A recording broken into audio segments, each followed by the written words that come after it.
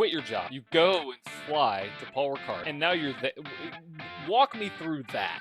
Like, we built it, my dad built it, let's be honest. I'd go out there for 5 minutes and go, do you want a drink? Go inside to make a drink and she'd never come back out. But the look on that boy's face when he saw that race car for the first time, he just burst out laughing. Look, Daddy's Lightning McQueen, Daddy's Lightning McQueen. Welcome to my brand new series called Seat Time. And I'm literally in a seat. My guest is in a seat. And this is the first episode of many where I'm going to sit down with drivers, crew members, and people in motorsport having fun, honest, deep, and real conversations about racing. We're going to talk history. We're going to talk about their story. We're going to talk about what's happening right now in the global world of motorsport. No PRBS, just real combos. And to kick things off for episode 1 of Seat Talk, I've got Aaron Thompson. He is a pickup truck champ badass. So, welcome to Seat Time. Aaron, how are you, my friend? Thank you. Very well, John. Thank you for having me. Yeah, it's really cool to start off episode 1 like this because you're in a series that I look at and say, oh, it's the Craftsman trucks, but y'all are running at Brands Hatch. Y'all are slinging it around other tracks across the UK, and it's so interesting to me because I still need to do my reaction video. But, tell me and tell everybody a little bit about yourself, how you got into racing, how the heck. I mean, you have a lot of NASCAR diecast behind you, and we're going to talk about you're obviously a seasoned fan. So tell me my wife's displeasure. Oh, I understand. Trust me, every time Absolutely. I order another one, exact same reaction. She's like, "You already have so many." I was like, "Yeah, but I can have more. Why not have more?" Yeah. So tell me a little bit about how you got into racing. So my granddad started racing in the 1960s on the shoot ovals in Ford Anglers all throughout the south of England, and he did that for a long while. I've heard stories of every Ford Angler that come for sale in a paper ended up on my nan's drive, getting stripped for parts and spares and everything else. And eventually my dad and his brother Paul started racing motocross, and that's where my mum and dad met because my mum's brother raced against them, and my grandparents lived ridiculously close together. I mean, like within minutes. So they started parking together, ended up running a championship together, the East Anglia Schoolboy Scrambler Club, and that's it really. Dad and Paul got sick of breaking bones, I think, on motocross bikes. They went into Super Stocks, which is a single-seater series on the shoot ovals here that still race to this day. So it's almost like a big frame around it, full contact, proper hard racing, and really quick as well compared to like an F1 stock car. I think they're a lot lighter and so sort of a lot nippier. So really good racing. They went out of that and they went into the guy who actually invented the pickup, Sonny Howard. He tried to bring sprint car racing over. So my dad, brother, and granddad all raced 360 sprint cars on the pavement and the dirt over here. Oh, man. Which I found out this morning, by the way. I mean, my dad's one of these where you blow off a dust off an old trophy and go, "When did this happen?" And he goes, "Oh yeah, that happened." It's no big deal. This happened. Yeah, so we do have dirt. Well, we call it shale over here, but oval and pavement racing. But he did that for a few years and did really well. And then Phil Cooper brought the Legend Series from Charlotte over to the UK, and my dad saw it. Sort of said to my mum, this is again before me. He said, "Let me take a loan out, and I'll go and do it for a season. And if I spend the rest of my life paying it off, then I've done it." And he won the rookie championship that year and finished second overall in points. And then the next year he was signed by Team Brask, which was a sort of a big deal at the time. They were a really sort of good, well-established team. So had a year with them, and then Legend blew up so much in 1998 over here that Old Spice came over and sponsored the whole series, and they wanted a driver in the original car and a driver in the cool blue. So my dad was picked to be the Old Spice original, and then you had Tick Stewart, who'd I think already won the national championship by then in the cool blue car, and he did that for that year. And he was 97. He was second. 98. He was third. 99, the year I was born, he was second again. And I think not winning it got to him, and he won the Winter Series that year, sold it, and sold the Legend. And at the time, a series called Eurocar was massive in the UK. So they were almost similar to a pickup, where it's always like a roll cage chassis with a fiberglass body on top. They had like V6s, and they're big power, a lot of grip. and yeah, they were really popular. So he went and did that for 3 years, 2000 to 2003, and again done really well. Regular top fives, lots of wins. I mean, he won all 3 races at Donington 1 year. So again, same as the Legends, a real contender. And then he went back to Legends in 2004. Again, just as a bit of fun, as a hobby, and raced until I eventually said to him, "Dad, I want to get a go-kart." And he said, "Oh, I've had enough of this, and we'll buy you a go-kart." So I'm curious. The legend stuff is really interesting to me because I have a buddy who runs locally here in Nashville, and is it still as big as it's perceived to be over there? Because it sounds like the legend stuff is massive. Yeah, It is. I know I'm biased because you've got the nostalgia, but it is the greatest race series in the world. Like that is the greatest race car, in my opinion, ever made. Is a Legends car. I mean, every single country that has them has a full grid. Every short track that runs Legends in America has a big grid. Over here, you've got 30 cars on the grid. France, 30 cars on the grid. Spain, 30 cars on the grid. It is, and apart from going from the air cooled to the water cooled engine, what's changed? yeah. Like they are. Yeah, I just think they're brilliant, and that noise over here. You have obviously the only downside is with the air cooled engines. We have sort of long straights over here, tracks like Donington, Snetterton, Rockingham when that was open. I mean, those little engines were not made to scream sort of their head off in fifth gear. So a lot of them went, a lot of engines went pop. But that noise of 30 Legends cars on the grid when the lights go out, and yeah, that sort of still to this day sort of makes me feel like I'm 4 or 5 years old back at a track watching Dad race. I love it. So is there a mix of like ovals and road courses on like a Yeah, typical Legends calendar? Because I know a lot of depending from what my knowledge is here it is either you're oval or you are doing a little bit of a hybrid or you're doing just the road courses. Is there a mix on a regular calendar? it's pretty split. So the calendars are completely separate series, completely separate things entirely. Interesting. I don't know off the top of my head. I don't follow it close enough, like all of the drivers, to know if anyone has done or does do both the oval and the circuit side. And to be fair, I've not really watched a lot of oval legends over here at all. You do oval racing over here. I'm sure it's the same in the States, but unless you're sort of really ingrained into it, it's hard to follow. So I don't know if it's televised or whatever else. I'm sorry if I'm doing that the championship a disservice because of my engineer in the pickups. He's just sold his oval legend. He was a phenomenal oval legend racer, and yeah, again a fantastic car, a fantastic series. But I think they are very sort of separate.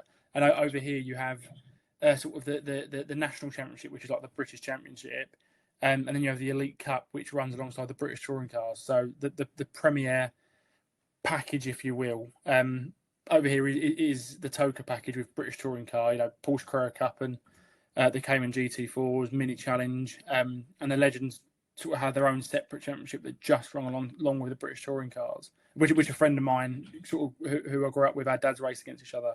His name's Connor Mills. He won the Elite Cup a few years ago. Heck So yeah. I love it, mate. But I'm too big. Even in the big boy chassis, I know drivers who are my height and taller have race Legends, but it's so uncomfortable. I sat in one once. I was like, nope, I can't do this. They're tight. They're compact, and it's I've always wanted to get behind the wheel. I've yet to do that. My wife is terrified of it. My mother-in-law is terrified of it. My mom's terrified of it. So it's something, but they are tight and compact. But going back to your family and kind of like you said, you were like, Dad, I want a go-kart. So talk to me about that. How did what was your experience like just getting into it? When you were like, hey, you want a go-kart? What happened after that? So the reason I wanted one is what is I don't have so I have a cousin, Bobby Thompson, who we are brothers in every single sense of the word, apart from the fact that we're cousins. But what does every younger brother want to do? What their big brother's doing, and where he's 3 years older than me, him, and then Aidan Hills, who's another one of the sons that we all grew up with racing Legends. They're Bobby and Aidan were the same age, and they both got go-karts at the same time. And well, like every 8-year-old, and me, So my dad bought me a cadet car, and we went down to Brentwood karting near where I grew up, and we gave it a couple of goes, and I hated it. Not even hated, had no interest, just sort of like looking at planes flying over, what's coming in, what's for dinner. And yeah, we left it for a couple of months, I think, and then my dad sort of said to me, like, before I sell it, mate, do you want to go out and do it one more time? And I promise you now, that's the worst financial decision he ever made, because it was like, yep, let's go racing after that last term. And yeah, so we went and did our ARC license, which is like the karting license over here, and did my first race at Buckmore Park. And it's funny, like all the amount of races and everything else, you can't remember every single one, but I still remember my first race. You had like people I went the whole way through karting with, like people like Billy Munger, Jamie Caroline were there, and obviously they went on to do really sort of big things in British motorsport and further. And throughout karting, race against people like Dan Tictum, Callum Ilott, but I sucked. I was terrible on a go-kart, absolutely terrible. Like we said before we jumped on, I was 6 feet by the time I was 12, and then 6'4" by the time I was 13. I was never going to be good in a go-kart. Oh man. So I just sort of had this feeling of just never really took it seriously. Just sort of had a bit of fun with it. Apart from, again, and that's me like another race when you're younger, which stands out. We did the 1 year. We sort of tried to take it to the next level. And we did the Formula Kart Stars series, which is what people like Lewis Hamilton and George Russell and everyone, Lando Norris, all come through. And we did that for a season, and somehow I finished third in one race at Wilton Mill, and it was almost one of those where like I shouldn't have finished third, but somehow I got into, I think it was second. And everyone who overtook me either just threw it off, crashed, hit each other, whatever, and that was it. I was second on the last lap, and then Connor Mills, as mentioned earlier, overtook me on the last lap, and everyone was laughing because I come across that line as if I'd won the world championship. Yeah, but I did it. I would too. I did it. Yeah, do you know what? Yeah, I did it. I've still got the trophy lying around here somewhere. I'm never letting go of that. That's my pride and joy. Forget everything else. I finished third at Wilton Mill 15 years ago. Especially when you had like Bobby growing up, it's still to this day. He is, again, I am biased, but he is incredibly talented. And when we was at PFI, and he went from the mini Max series to junior Max, which is Rotax karts, and my uncle was so nervous for his first junior, because I think how old would he have been? I think he'd been 15 when he went into juniors, 14, 15. And his dad, my uncle, was so nervous because these were like big boys. You've gone from racing like 11, 12-year-olds to like kids with stubble, that he made Bobby start last, and this was like a stacked grid, and he just 30 odd karts on the grid, just walked for everyone and won it, and it was like, right, okay, yeah, that's the first time I remember looking, going, all right, okay, yeah, he is actually quite good. Like you don't want to admit it, but yeah, he is, and then obviously he's gone on to do incredible things. And that was it really. Just trying to follow in the footsteps of my dad, my uncles, my big brother, and yeah, I just fell in love with it along the way, mate. Like I said, I got all the die casts and memorabilia and tat, as my wife calls it, and yeah, it's in my veins now. Okay, so walk me through a little bit about, obviously you started in karts and now you're racing in the pickup truck championship, right? So like, what was your progression? What did that look like for you? So again, following Bobby, it'll be a common theme throughout this.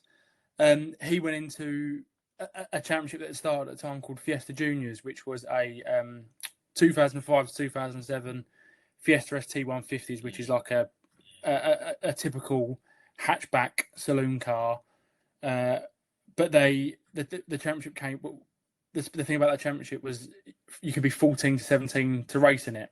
So you didn't have to wait till you were 16 to drive. And it's not like over there where you get 11-year-olds racing super late models. Right. I mean, there is only a few championships over here where you can start racing at 14. So Bobby went off and did that, and we sort of followed behind. Again, I was just far too big for the karting. And I think my dad had fallen out of love with it. I mean, he never did the karting side of things. And, I think that year we did the FKS and everything else. I think he sort of tried to give it a full go. And I think the money it cost and what we got out of it, I just thought we sort of followed on over to that in 2013. But we bought the road car in back end of 2012, and built it. I have to say, we built it. My dad built it. Let's be honest. I'd go out there for 5 minutes and go, "Do you want a drink?" Go inside to make my drink, and she'd never come back out. Funny how that happens. Yeah. I was never a mechanic at heart. But he built me the car, and we went. And my first race weekend in the race car was. So I don't know if anyone's done it since, but at the time, it was a record of the youngest driver in Motorsport UK history, because over here you qualify. The typical race weekend structure across most series would be the Saturday you'd qualify and maybe do a race, and then the Sunday's your race day, or you might have practice and qualify on Saturday and then Sunday still your race day. But in that series at the time, it was practice and qualify on Saturday, race on Sunday. But I was 13 on Saturday and 14 on Sunday. And they allowed us to enter the event, do 3 laps behind a safety car before the first race. So this is not an exaggeration. My first time driving a Fiesta, like in anger, was lap 1, race 1. Oh my God! So as you can imagine, the first weekend didn't go very well. But apart from that, we went to the following weekend and was sort of on the back of the pack this time. And then at the end of that season, we were fighting for podiums and. Come back for a full campaign in 2014 and won a few races, and sort of really got me groove into it. But I was similar sort of traits that come out now, just a little bit reckless, just a bit over my skis, a little bit, pull it back, and just crashed as much as I won, and blew a lot of engines up in the process. And then, so we came back for 2015, which would have been my final year, because I'd turned 16 that year. So you can go up to seniors at 16, but you can't start it when you're 15. And I was 16 in the middle of that season. So 2015, we had to stick with in the junior series, and we won the championship that year. I think we won 8 races that year, which was half of the calendar, and I think it was 12 podiums over the full campaign. And just loved my time in the championship. It still runs now. I think they've moved on to the 240s predominantly now, sort of the newer shape car. But the good thing about that series at the time is it had a senior category, which was like normal circuit racing, so 16 upwards. And the only thing you had to do to the car to make it a junior car to a senior car was go from a cut slick to a full slick. So you could theoretically, you and your dad could share a car for the weekend, you and the juniors, dad and the seniors. And which a guy I raced against and fought for the championship in 2015, Michael Higgs, is still my best friend to this day.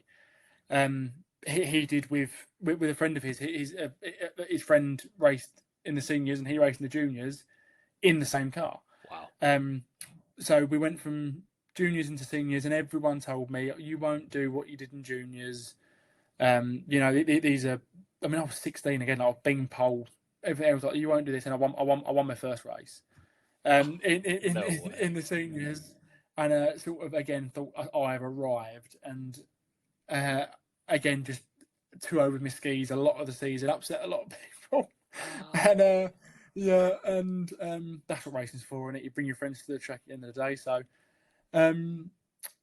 did that for a season, and again, we won a few races that year. I had some bloody good racing, really, and at the time, the second to the British Touring Cars was the Clio Cup Championship. So everybody wanted to sort of do it. It was massive at the time, and somehow my parents figured out a way to make it work. Again, 'cause my dad is very mechanically minded with his background. I mean, there is no one I trust more to put a race car together than him. So with him running it and transporting it and everything else, we managed to make it work, because it was so out of our budget. But if you don't try, it's not. If you don't try, you don't know, do you? So we did it, and again, it was a case of over my skis, over driving. Just too young, I think, as well. I didn't I've always been mature in the head of like from a work point of view, or settled down with my wife really young and moved out really young, but from a racing standpoint, I didn't mature till much later on. So and again, back then you're racing against kids who have now gone on to be like currently racing in British touring cars and won in British touring cars and gone on to bigger things. And I was there, goofy, at the time, undiagnosed ADHD Aaron, bouncing off every wall and curb and car in sight. But I loved it. Again, it was like you got to feel like a race driver. I knew, I've always known that I'm never going to be. I was not the next Jimmy Johnson. I wasn't. I am a hobbyist race driver, and racing in that series made me feel like a race driver.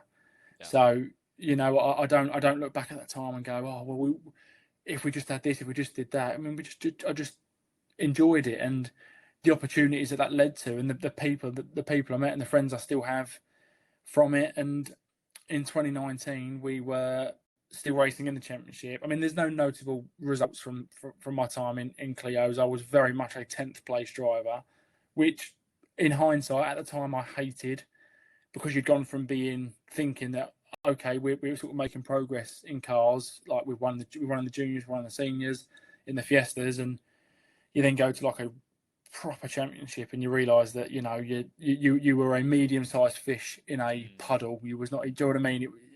Now you're in a big pond. But in hindsight, looking back, I'm proud of those 10th places. I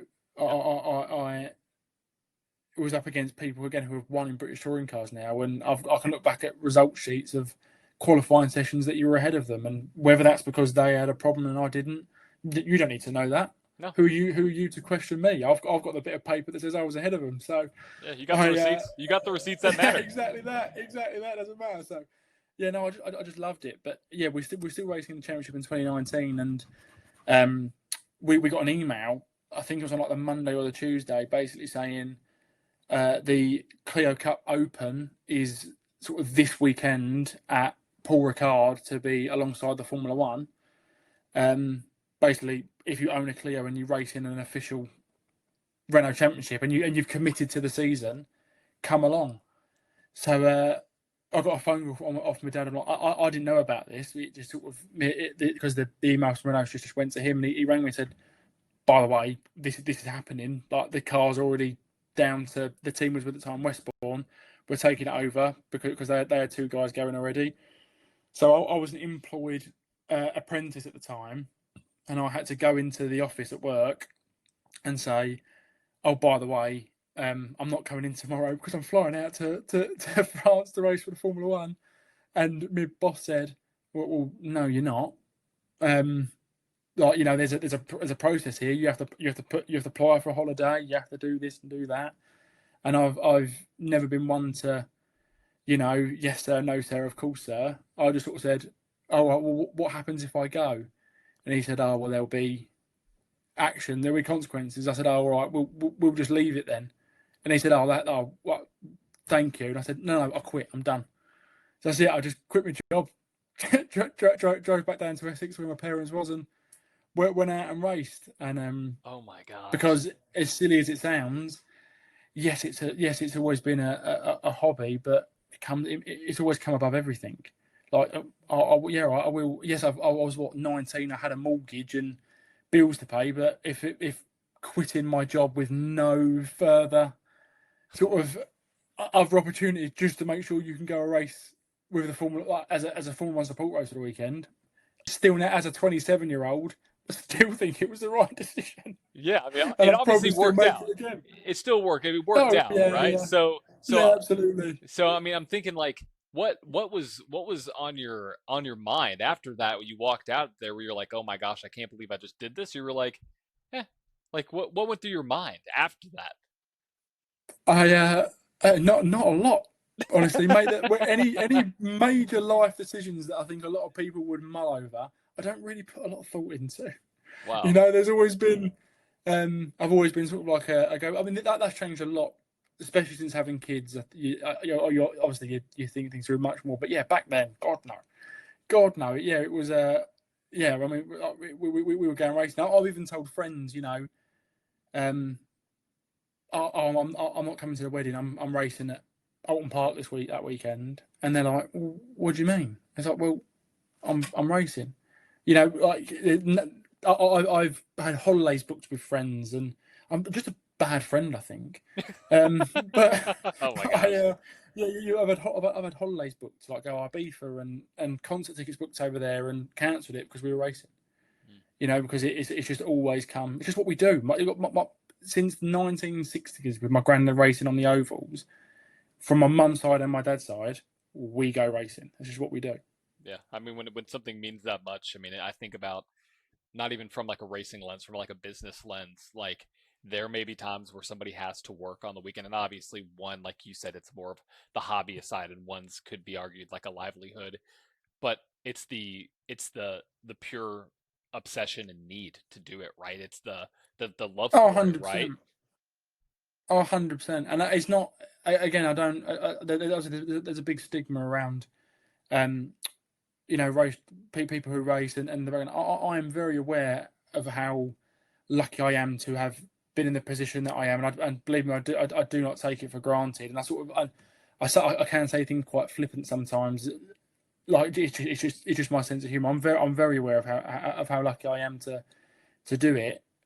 But as I've said to my wife, because me and my wife met through motorsport. I mean, we'll get onto that a bit later. But you know, whilst I have the opportunity to do it, I'm gonna do it. And even if I've got to work late 2 evening, like 2 days a week, and work a weekend, so I can buy the extra tyre, so I can pay the entry fee, so I can, you know, have a gearbox rebuilt mid-season or whatever. You do it, and yes, Yeah. it's time away from family or whatever. But right now, I have the opportunity to go and work to pay for this hobby. I'm going to do it. Yeah, why not? Why not? Absolutely. So you quit your job, you go and fly to Paul Ricard, and now you're there. Walk me through that. Like what was that weekend like? Because that I guess what year would that have been at that point? 2019. 2019. So what walk me through your thought, like how it went, what you were thinking. Were you just all struck? I mean, like what went through the whole weekend? It was it was funny because we got there, and it was just me, my mum, and dad who went to that weekend, and um, we were walking around on the Thursday before, like the day we arrived, and you know, we because it was so last minute. I mean, we were literally staying in a tent on the sort of concrete next to the hauler, because we had no accommodation. And like you think, racing on an F1 weekend, you think it might be a bit more glamorous than that, but it was literally, you know, that's what you were doing. But we were walking around the paddock and walking sort of whenever, because you had some kind of access passes. Not obviously it wasn't like full and every, but you could sort of move around as you needed to, sort of away from the general public.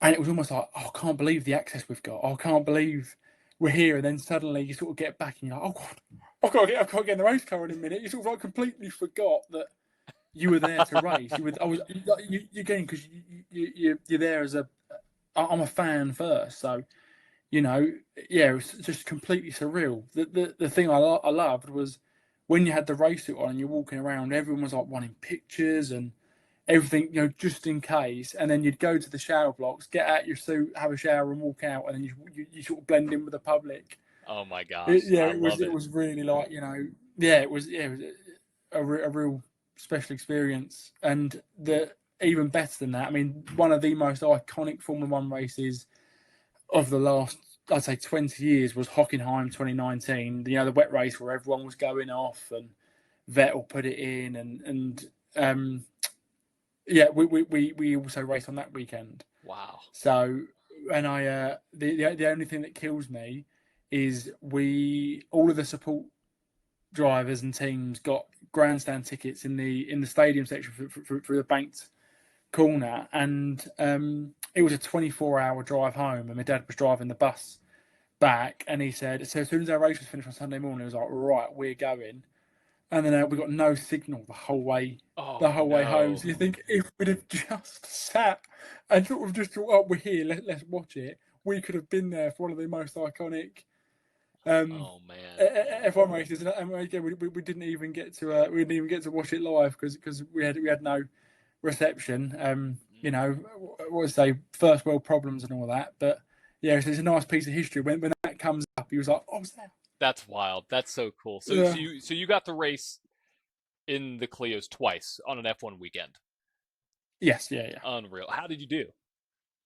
Yeah, okay. We had a again same story, John. You know me by now, mate. It's been half an hour. We've been talking. Over my skis, over aggressive. So I got down. I got out of 60 cars in Paul Ricard. I was in the top 20, the 17th, 18th, I think, when I had contact and had to come in to have it repaired. And then at Hockenheim, I think we were top 10 in the first race, and then we DNF the second. Oh. But the good thing was about the DNF was we got hit by a French driver, and I came in and I thought it was just a puncture, but sort of the whole rear suspension system was all gone, and you're all frustrated. And I parked up outside the Red Bull garages, got out, like slammed the door and all, full of testosterone and angst. And one of the Red Bull mechanics grabbed me and pulled me into the garage and was like, "Look, you can't be you're upset. Come in, have a sit down." And I spent like half an hour just sort of like there. They almost forgot I was there, and you sort of stood there just taking it in, you're thinking "Please don't kick me out. Please don't kick me out. Please, I'll be good. I'll be good. Yeah. Please." yeah. And and obviously eventually I sort of made my way out. But yeah, it was just a real special time, and I'm really grateful to Renault and obviously my Westball, my dad, mum, and everyone who made that possible, because it was a real special time. Unbelievable. That's unreal. Genuinely unreal. So after that, what was next? You had, two amazing moments right there. Where did your career go from that point? So the Clio Cup Series disbanded after that season because they brought out the Gen 5, and the car got some interest by the teams over here, but I don't think there was enough pre-orders put in for them to continue putting the investment in from their side to run the series. So basically, there was a few of us who owned cars who were sort of stuck with them. So you have a car that's worth £40,000 because it runs in a high-profile series that now has nowhere to race.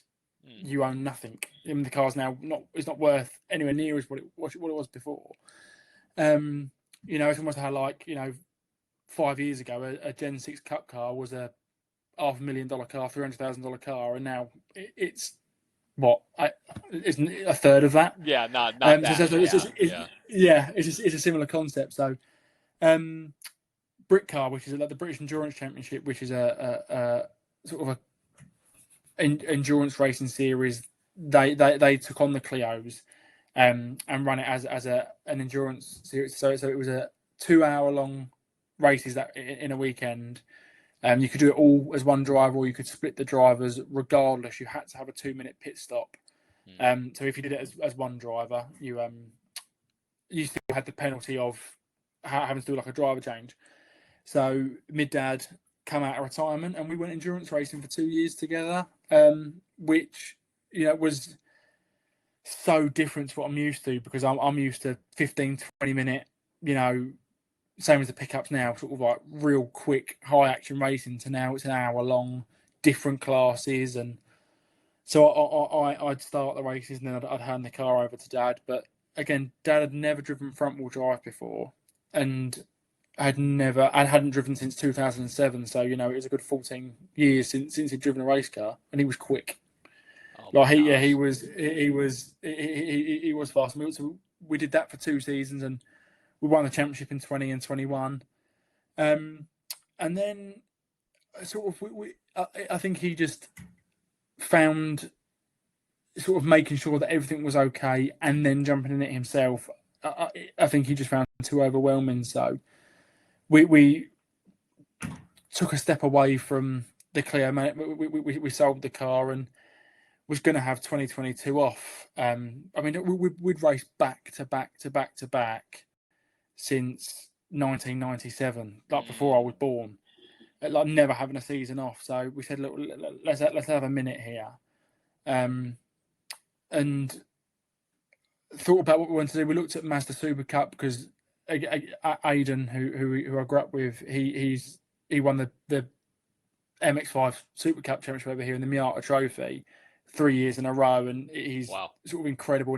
He's a really, really good driver, and he runs a really successful Miata team over here as well. So we looked at that, but I'm so tall that you'd have to lower for my head to fit in the cage. You'd have to replace the seat bolts every time because of how they grind. So my dad was like, absolutely not. And obviously looked at legends, but I was just too uncomfortable, and I don't think my driving style would suit that type of racing. So we thought about what we want to do, and sort of tying into, as you can see, like all around me, my other passion, sort of NASCAR. Growing up watching Dad race legends, over here we had our own Rockingham, which is a 1.5 mile sort of quad oval, and the pickup trucks over here, which I race now, raced on the oval, and to 5-6-year-old me, that was a NASCAR. Yeah. So I fell in love with the series sort of 20 years before I drove in it, and I've always followed it. And we went to go wash at Brands Hatch for the opener of 2022, and sort of me and Dad got talking, and we went out. We bought a car that needed a little bit of TLC, and we took it out for one test day at Snetterton. I'd never driven rear-wheel drive since karting. I'd never driven sort of a car that wasn't a front-wheel drive sort of hatchback. And the pickup is a proper race car. I did a couple of laps and came in and said to Dave Longhurst and Carol Longhurst, my engineers now, the guys who own the team that I run for, I said, how did I do? And they said, oh, you're about 4 seconds off sort of the last pole time here. And I said, oh, right, okay. And went out and did 3 more laps and matched it. So no way, you know, I sort of, no way. Yeah, sort of got a feel for it, and that's it. I did that one day, which is probably an hour and a half, 2 hours of running in total. We went to Donington and I qualified 6th, but we had to start at the back because it was up partway through the season, and we were a newcomer. And then did okay. I think got a couple of 6, I think, in that weekend, and we went back to Snetterton for my second weekend, and we qualified on pole, and had a really sort of competitive weekend, and yeah, come back in 2023 with the intentions of doing a full season, but then my daughter was born in 22, and then we very quickly found out we was having my son Lenny, when he was due the week of one of the race weekends, and then we had a head gasket go at Donington, so we did a sort of part season in 2023.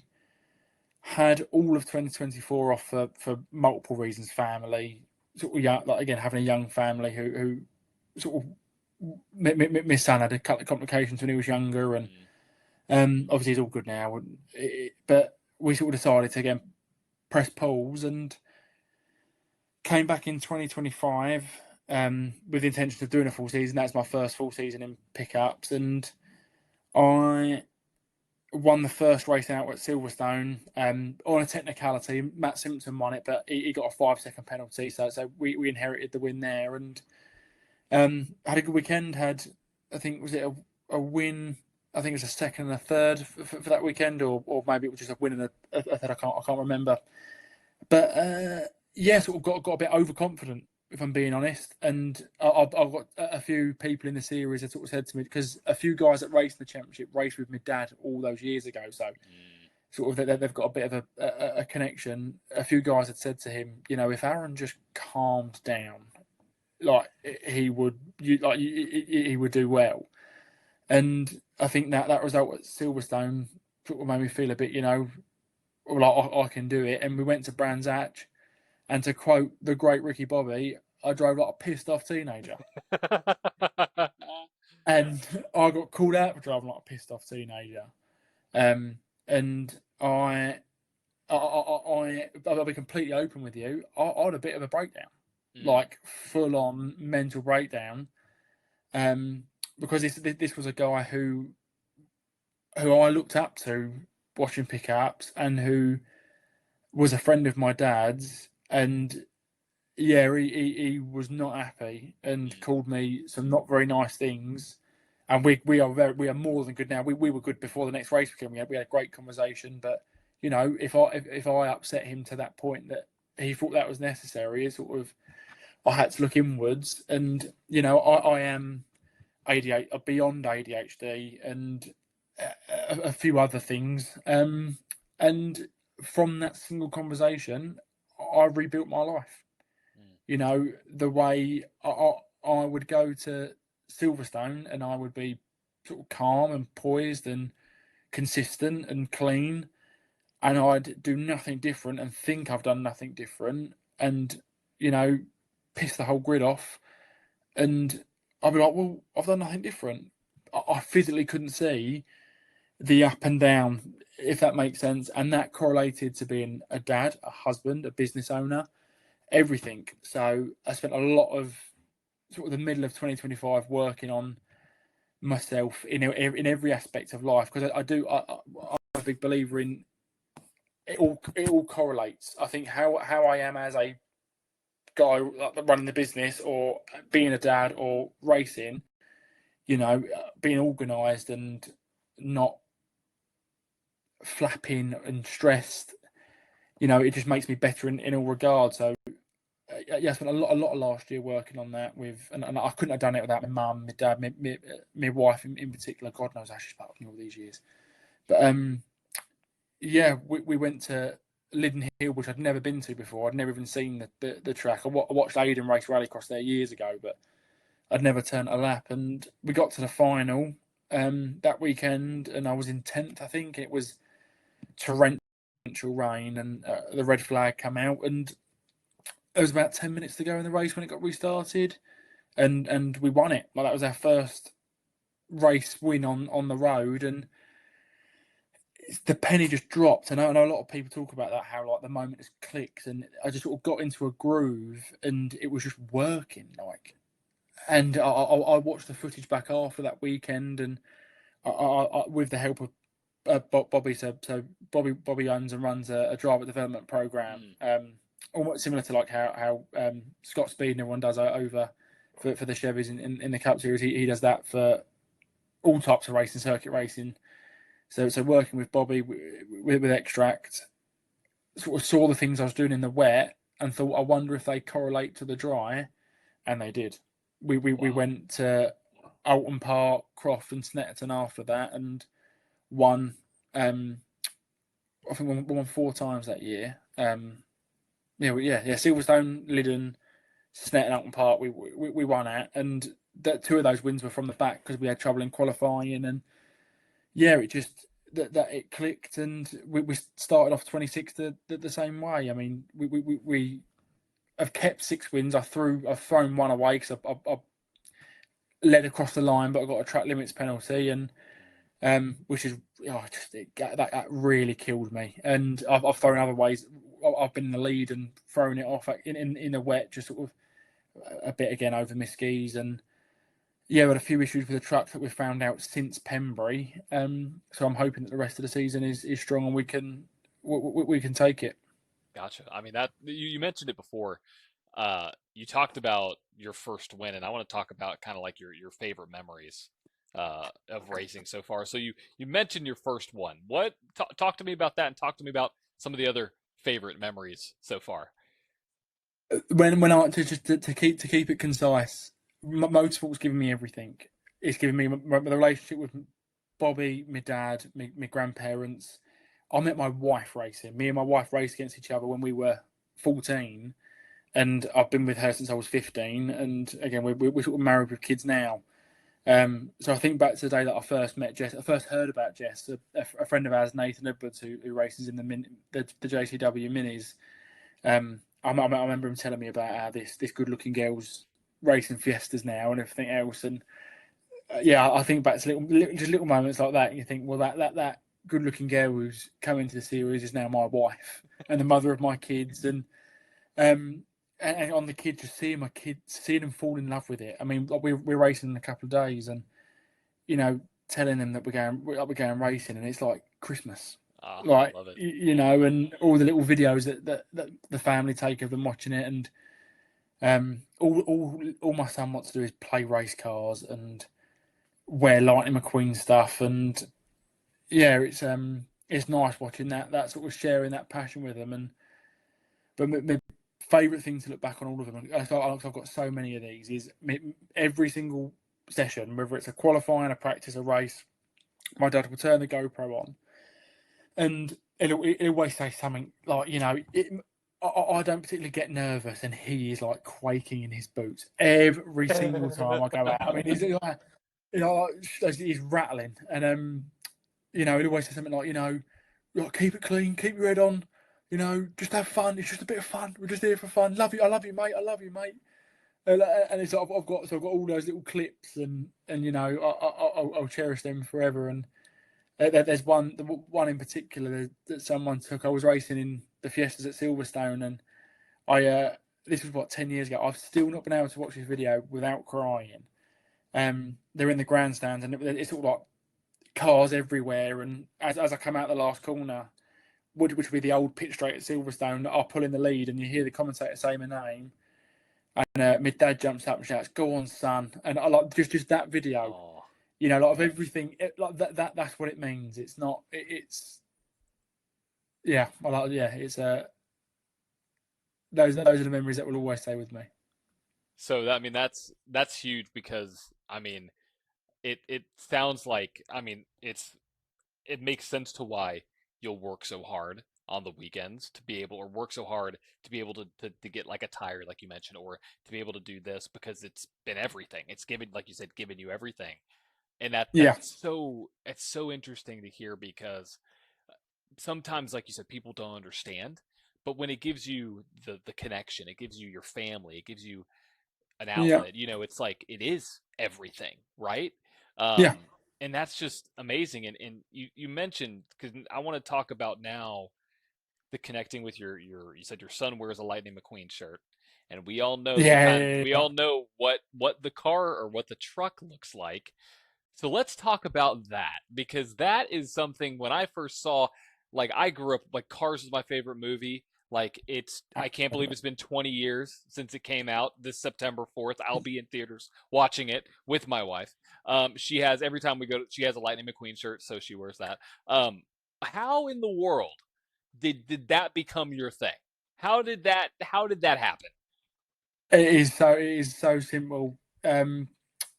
Lenny, my son, he is obsessed with it, like obsessed.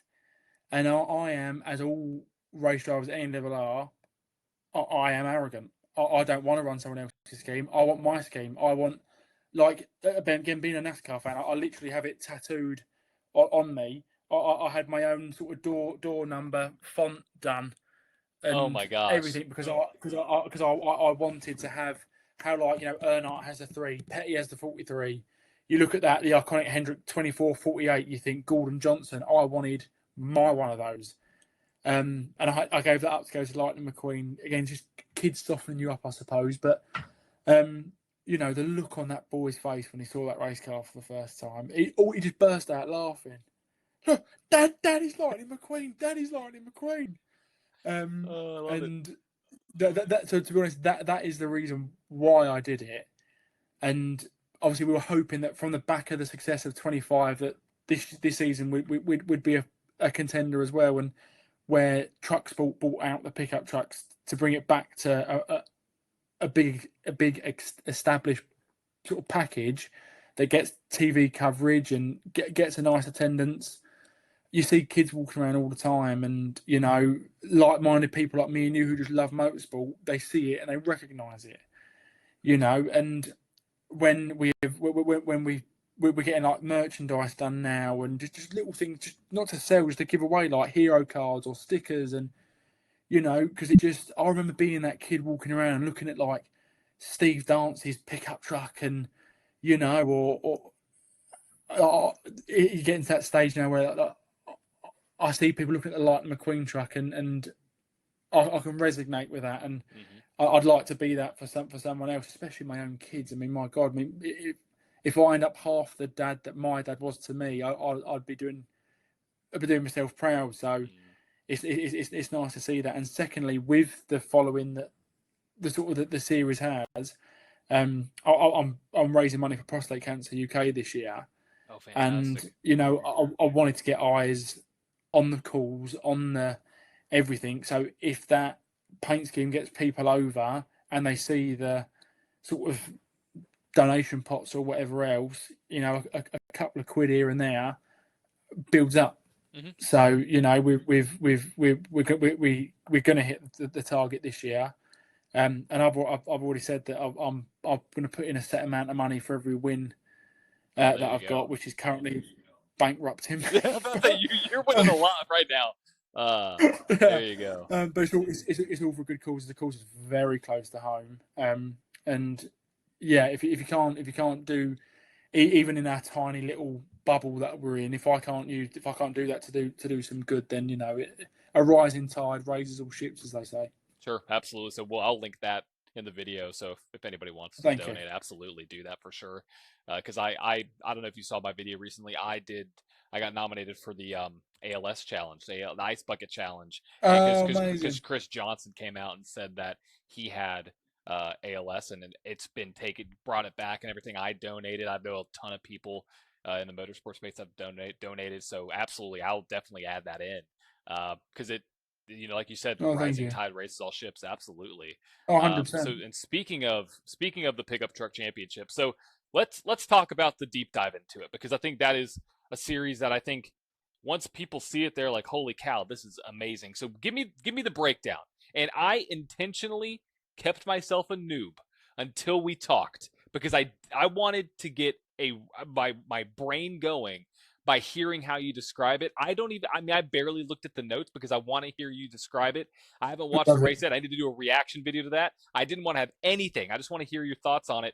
But tell us about a little bit what the series is, the car, the championship, all the details. So the pickup truck championship was invented by Sonny Howard, who again, as I said earlier about my dad with the sprint cars, he was a massive innovator in engineering in general, but the oval scene in the UK, and he did the Eurocar stuff, which was massive, and one of the series he built was the pickup truck. So it is a like a space framed chassis race car. So it's not like a front clip or a rear clip. It's just like one sort of solid tubular chassis with a fiberglass body dropped on top, 4 wheels and a steering wheel. There is, I don't say that sort of tongue in cheek. There is no electronic aids in the car at all. There's no power steering, traction control. There's not even a speedometer. I've got a rev counter, oil pressure, water temp, and then what gear I'm in. That is it. Heck yeah. And it's the old. What's nice is it's the old tack style. So there's nothing digital on it at all, which I love, because it's that real raw race car feel that is sort of few and far between these days, especially over here on the circuit side. I mean, you have the legends, which I would put in that category, and then apart from that, in my opinion, even Carrera Cup and British Touring Car, it hasn't. That technology side has come in so much, which has its place and is great. But I think there is still a market for, a car with about 240, 230 brake horsepower, which I know to the American audience sounds like a golf cart, but our tracks aren't as big. Leave us alone. It's enough, trust me. To have like a sequential dog box, so you use the clutch to pull away, and it's a pull to go up and push to go down, and I don't use the clutch on the way down. I sort of rev match. For the budget that pickup truck racing is as well, you won't drive a real drive race car with that kind of power. Do you know what I mean? With a sequential gearbox and a proper race engine, you won't get near to that over here anyway. I mean, a full season in pickup trucks will cost you sort of anywhere from 18 to £22,000, which is a hell of a lot of money. Don't get me wrong, and without some sort of incredible partners, I wouldn't have been on the grid this year. So I'm not sort of making light of what it costs, but when you think about, you know, top seat in British touring cars 600k, or you know, an ARCA race is $150,000. You think you could do 6-7 seasons of pickups with what you could do one weekend in ARCA. So, you know, apples to oranges, I know, but still, it is, in motorsport terms, it's a cheap series, and it's all about cost saving on that point where we have strict tyre regulations, so you can't just be putting tyres on all the time. So, like Snetterton this weekend, for example, because it's a big track, they've allowed us to have 2 tyres. That's not 2 sets of tyres. We're allowed to buy 2 new tyres for that weekend. Wow. Even though they are sprint races, and the type that Hoosier do a really, really good, durable, cut slick tyre, you know, you do have to think about tyre management. Like, I mean, we're not talking, you know, Kumari Kobayashi tyre whisperer, but you think about, you know, not trying to set the world alight on lap 1, lap 2, lap 3. And, you know, for me in particular, the way I try and drive the pickup, which is to have as little rear slip as possible. Because as soon as those, especially because it's a cut slick, as soon as you really punish them, you struggle to get that temperature back under control. So every part of it is sort of spec. So you can't just bolt on what you like. So it is all controlled. And that's what makes it so affordable. You know, unless the only downside to it being, you know, a proper race engine and a proper race gearbox is if those components sort of let you down, sort of you can be in trouble. I mean, I know that there's drivers on the grid this year that aren't coming back out because they've done an engine and it's 10 grand. You know, it's like it's half your season. So we have no practice either. So we don't practice at all before the weekends. Like I said, at Liddon Hill last year, I'd never driven the track before, and you've got a 15-minute qualifying session. Go and figure it out. So, you know, but everyone's in the same boat, aren't they? So it's not like it's unfair one way or another. It just stops you taking another day off work to go there on a Friday to practice and spend £300 on the track time, and then tyres, and then fuel, and then team costs. I mean, you put Friday testing in, and you're probably adding £5,000 onto the budget a year, and like for me personally, that'd be I couldn't do it. Yeah. So do the tires? Let me ask you this, because now we're getting into the fun stuff. So do the tires? Is it like you have a new set every race weekend? Do you have to carry over sets weekend to weekend? What's the reg? You carry over. You carry over. So okay. So my tyres that were on the truck for Pembury will be what I use for qualifying at Snetterton. Okay. So how often would you say you change all 4? So what would happen is more than likely going into race 2, I would put the 2 new tyres on the side that doesn't get used as much. Got it. So like Snetterton, for example, turn 1's a fast long right hander, turn 2's a tight right hairpin. So that throughout the lap, the left side of the truck would be the sort of heavier used side. So you'd put the newer tyres on the inside, which is a bit counterintuitive because you think, well, if that's the side that's being used, you put the new rubber on there. But the harder you're pushing it, the quicker they burn up. So it's almost a bit of a slow burn of, you know, yes, it's better tyres, but then for race 3, the 2, do you know what I mean? Sort of the 2 ones you just scrubbed in on the right side, you then put on the left. So it sort of balances out. So interesting. You never really, unless the start of the season when you have 4 new tyres on the truck, you never really get in and go, right, I'm on new tyres now. Wow. Do you see what I mean? It's sort of like a constant thing. That's why you can't, you know, be lighting the wheels up everywhere or slipping it and locking up, because we had a puncher, which was no fault of our own in qualifying at Alton Park. Still qualified 3rd on a puncher, because the sessions are so short. By the time I've done an out lap, halfway around the flying lap, You realise you've got a puncture. You bring that back to the pits. They change the tyre. You go back out. You've got 6 minutes left. By the time you do an out lap and a flying lap, you're done. You're done. So, but because we had to change a control part because we obviously couldn't reuse the tyre, you had to start at the back. It's just so it wasn't like a bit of bad luck, but carry on finishing third because otherwise, I'd just be leaving screws everywhere. Do you know what I mean? No, go and have a puncture. Do you know what I mean? So yeah, it's I think it works. I really do think it works. And I ultimately, the less money I'm spending on tyres, the more money I can spend on getting the gearbox rebuilt, getting the engine rebuilt, which is only once a season. It's not like it's coming out every weekend. But again, it chips away. One extra tyre over 8 race weekends is the cost of an engine rebuild. So, wow. I think it works how it is. Break down the typical race weekend because you don't have practice, which seems absolutely wild to me. I don't know many series that have that or don't do practice and they just go straight into quali. So give me the full rundown of the weekend. So new for this year, we have a 15-minute qualifying session where everyone's fastest laps sets a grid for race 1 and everyone's second overall fastest laps sets a grid for race 2. And you start sort of first, second, third as you would qualifying, whereas last year you scored points in qualifying and they reversed the grid. And for race 3, which is they call it the final, but they all 3 races in a weekend score the same amount of points. But the final is a 20-minute race, whereas race 1 and 2 are a 15-minute race. So you got the extra 5 minutes, but the top 8 are reversed. So if you win race 2, you start 8th.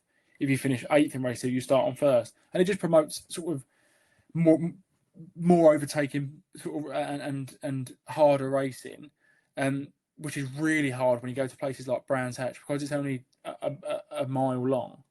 It's not like there's a big disparity in the field. The guy who's finished 8th is only probably a couple of tenths a lap slower than you. And a track around Brands Hatch where it is hard to pass. The only way I can describe Brands to the American audience is it's like a completely flat short oval, like a Charlotte, for example, where you've either got to really work someone hard to get a clean pass, or you don't do a clean pass. So I'm curious because I will be racing at Brands Hatch in the Creator Series with the Gen 7 Cup car, and there's going to be 30 of us out there, 25, 30 of us out there.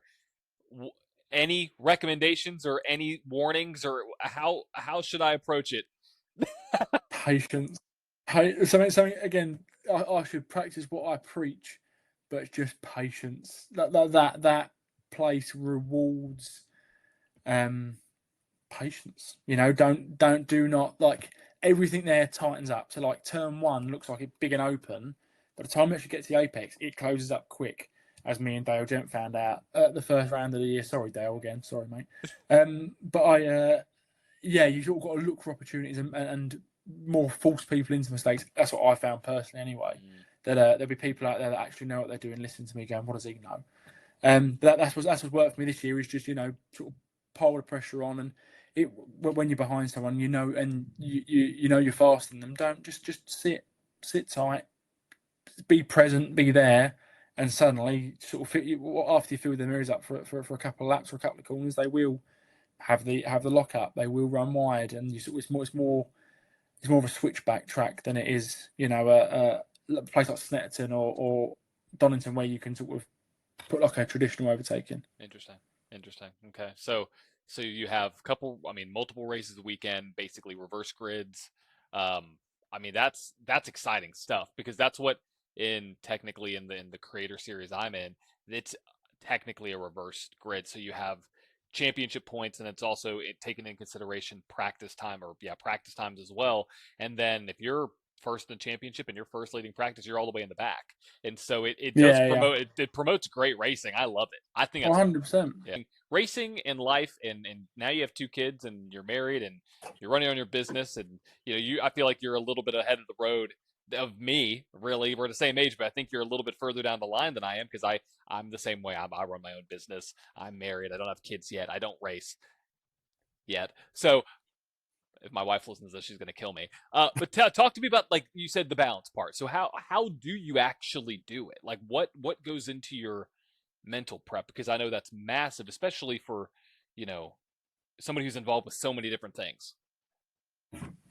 I again, continue to be completely honest. I rang my dad sort of mid mental breakdown last year, and I said, like, you know, because my dad's the same. My dad's always run his own businesses, and like we are tradesmen. So my dad owns a contracting business. He's a plumber and gas engineer by trade, but he'll do pretty much anything. I'm an electrician, so I own sort of several businesses in the electrical industry over here. And you know, so I lean on him for a lot of advice. And I said, where do you find the balance? And he burst out laughing and he said, son, I'm 54 years old. When I find it, I will let you know.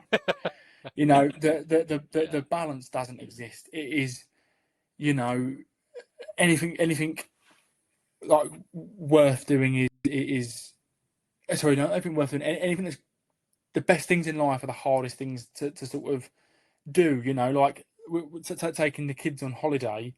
Like, my God, it's so hard work. But those little 5-minute golden nuggets you get, you don't worry about the 4-hour tantrum on the plane. You just sort of, you know, you enjoy it. Or when you have a really good result in a race car, you don't think about the time you smashed it up, or the stress it was getting it there, or working late and leaving late. You sort of, you just do it. It's sort of that thing of, in every aspect of what I do.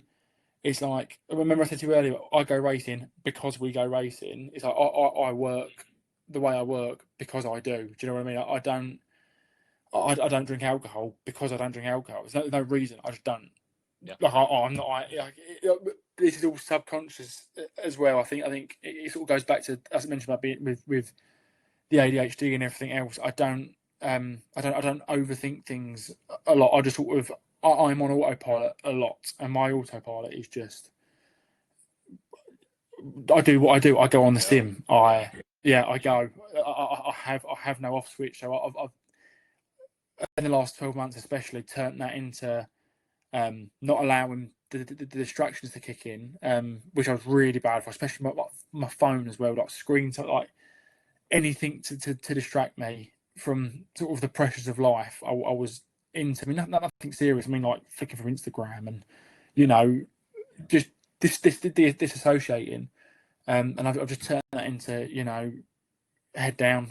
We need to get it done. It doesn't mean I don't enjoy myself. It doesn't mean I don't sort of let my hair down. And I'm not a robot by any means. But yeah, the balance doesn't exist. You just got to roll with it. Like literally, like this weekend, for example, I'm now not working the Friday. Me and the kids are going to Snetterton sort of midday, and we're going to spend the afternoon with my parents and be there.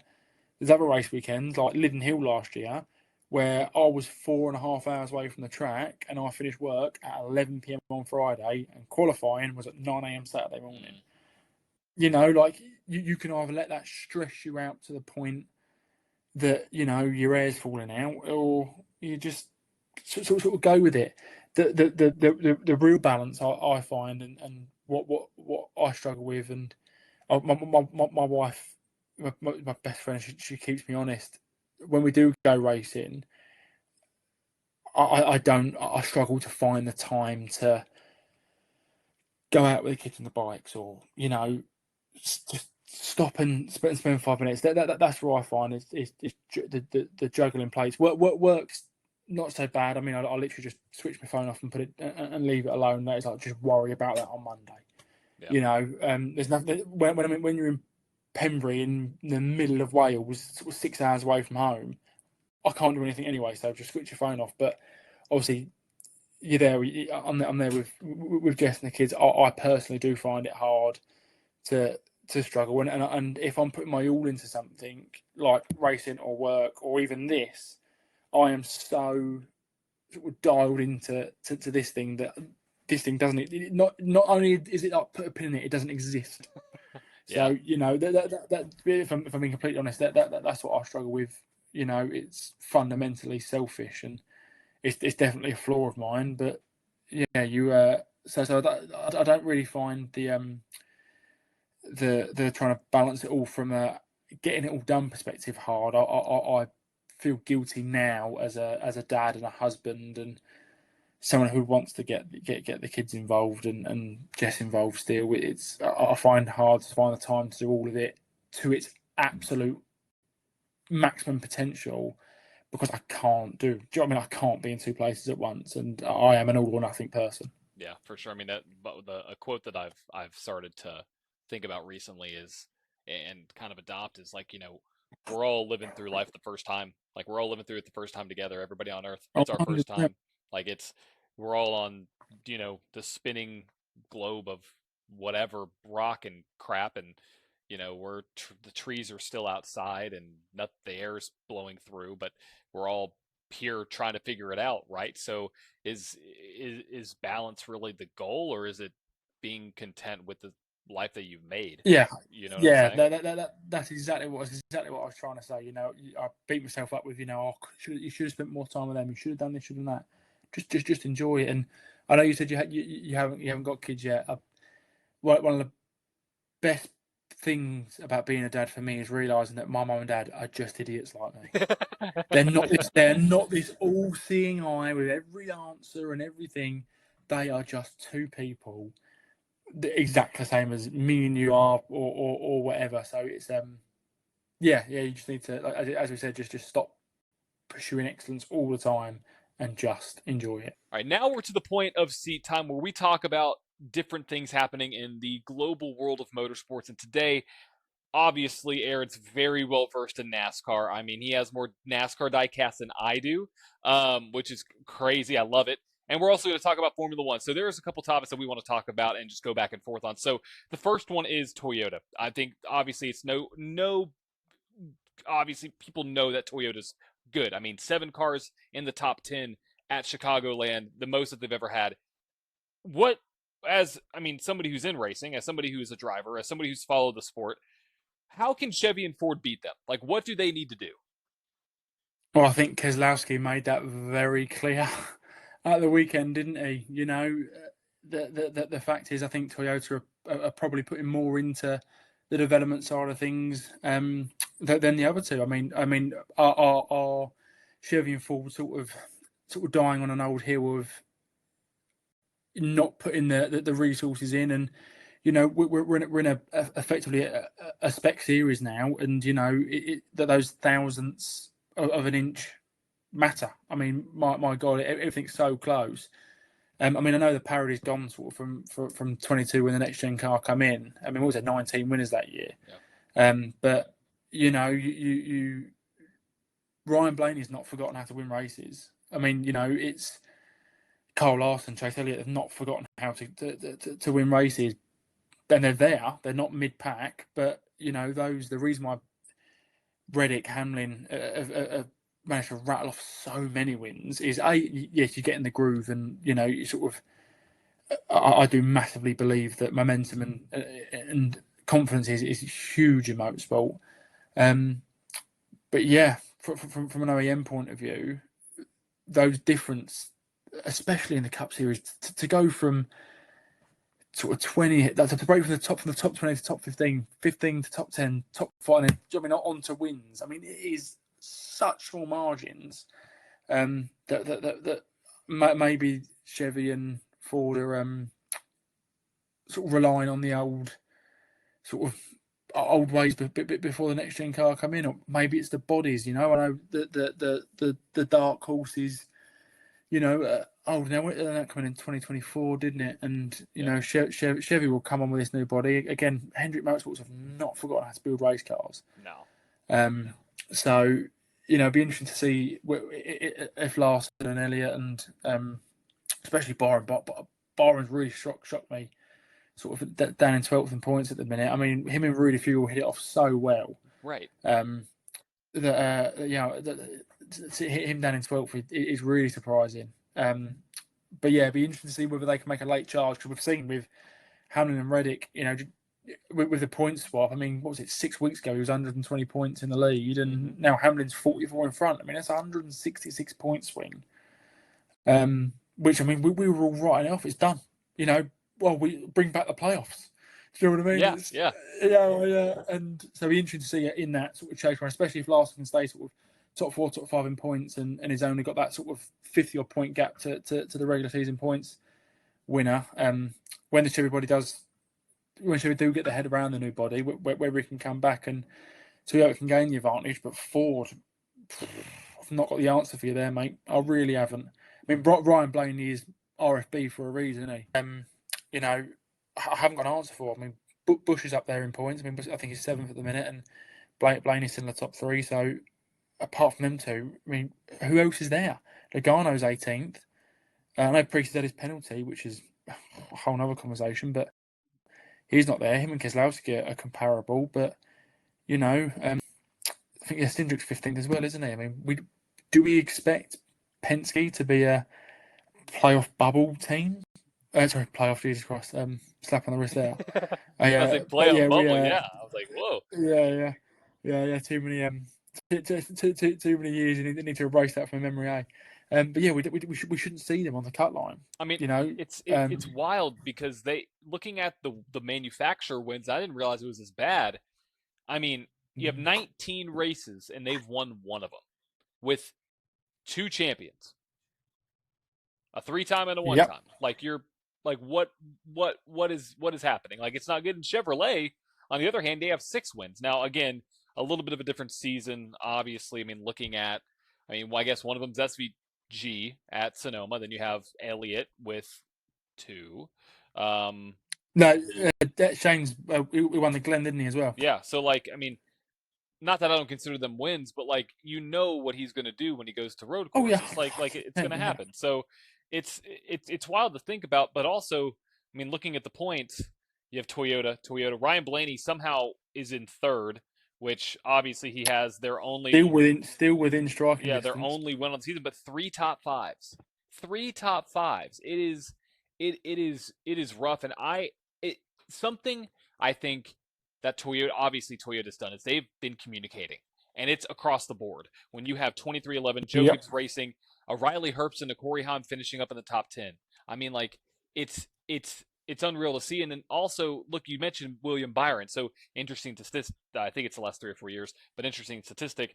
The last 3 or 4 regular season champions went on the next season to not win a race. I don't think the same thing is happening with Byron because of how bad Chevrolet's been.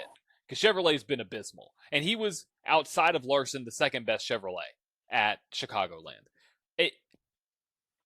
I mean, I know the new body can affect things, but it seems like the Chevrolets cannot have strong long-run speed.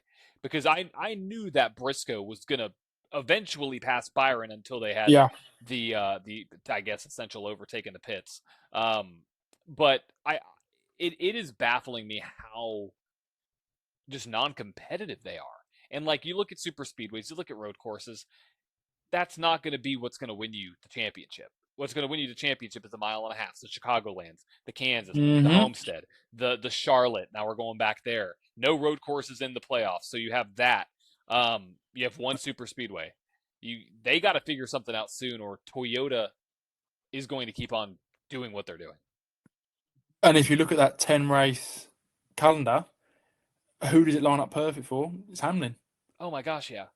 I mean, if he, I mean, I am a massive Ryan Blaney fan, but I want Hamlin to do it this year, and I mean, this is definitely he's poised for him. I'm sure. I don't know. I'm sure a squirrel will run out, or a shoe will go on the track like Danica Patrick in Montreal those years ago, but I'm sure he'll find some way to fluke out of it. But it lines up well for him, and especially if that points gap after the reset is tight going into the last few races. I think it's really clever to keep Martinsville as the second to last race, because although you don't then have the reset to the final 4, like, you're leading going into the final lap, and you just get flat out sort of what Hamlin did to Elliott in 2017, just like back you in the fence, and you lose 55 points that lap. That's a big old swing. Do you know what I mean? It's even though the elimination style was gone, I think it's still going to be one way or another. It was still. So I don't think we're going to see a championship decided before Homestead. I absolutely don't. Ooh, I think I may slightly disagree because if you look at if you Okay. look at the stretch from Bristol, Kansas, Las Vegas, Charlotte, Phoenix, if Toyota, especially Denny Hamlin, can figure out, I mean, he's won at almost, I would say, every one of those tracks. If he can do what he typically does at those tracks, even if he gains a 10-point lead over everybody, goes into Talladega, and then let's say does average, and then Martinsville, a track that we know he's really good at, Very good at. it is setting up perfectly for Hamlin going into that. But also you have the big wild card of Talladega, which I think could be the big. I mean, obviously it's going to be the wild card race. Yeah, I think we look at Hamlin as especially after the 3 500s in quick succession, as a guy for speedways, but struggled in this Gen 7 car. And even though the races in the playoffs line up really well for him, so playoffs again, I'm gonna start pinching myself every time I say it. Even though that stretch of races really lines up well for him, there's still wild cards in there, and like you said, like I said, towards the end of the year, shit like Hendrick know what they're doing. Like I can see, I can't see them this Chevy body being a complete miss. So I think you will have like Larson in particular come on really strong, because those sort of mile and a half types that line up really well for Hamlin. If you look at the last few finishes from your Kansases and everything else, who else is in the picture? Well, it's Larson.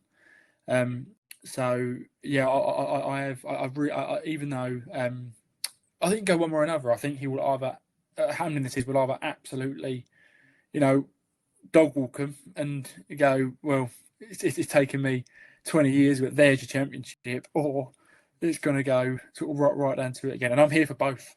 I think it's going to be. I don't even know. I mean, it's such a crazy toss up at the moment because you saw Reddick going on this long streak. He had some tough misfortune, nothing of his doing, and now Chevrolet looks to have sort of gathered back a little bit of pace the last couple weeks. I think Larson could have been one of the better cars. I mean, before he slid and absolutely tore up the bottom side of that car at Chicagoland. It sounds like Chevrolet, specifically with Hendrick, is getting right at the right time. I mean, at one point in time, I think they had almost at least 75% of their cars in the top 10 at Chicagoland, almost at the entire point of the race. So, like, that's a big improvement from what we've seen. Obviously, you had Elliott win he won at Texas, but I think, like, looking at this now, this is when it starts to need to come on and start to actually produce results, produced wins. You have to get wins, not from a simple fact of just getting wins to get wins, but just to score max points because you're so far behind everybody else. And so I'm curious because you brought this point up, you put this in our notes, but the Wood brothers. So is it a dead end? And I specifically think, do you mean it's a dead end for Jesse Love? Because now you have Xfinity champion, but O'Reilly champ now. He'll be going to Cup next year full time for the Wood brothers. Is that a bad move? And do you think it's a dead end? I think, and this goes on to another topic that I put in that we'll talk about is, I think you've got to get to the Cup Series one way or another. I mean, when Hocevar signed the Spy deal, we all went, why? From both point of views, why does Spire want this guy that's bringing out yellows for fun and, treating the championship race like it's an unranked iRacing lobby? And look how that's worked out. I mean, my God, I think, is there any NASCAR fan out there that doesn't say, even if they don't like him, they don't love to not like him? I mean, I think he's great. But with the talent pool at the moment, I think you just got to get into the series one way or another. From a dead end point of view, what I mean is, what is it? Is it a development? Is it a development team? because when Blaney's pit crew struggling, they go pluck guys over there. They give De Benedetto gets them in the playoffs. Oh, you're out. Harrison Burton drowns. Oh, you're out. Josh Berry goes in. Yes, on Vegas. What else has he done? And that breaks my heart because I wanted him more than anyone to succeed. And I don't think that's his fault either.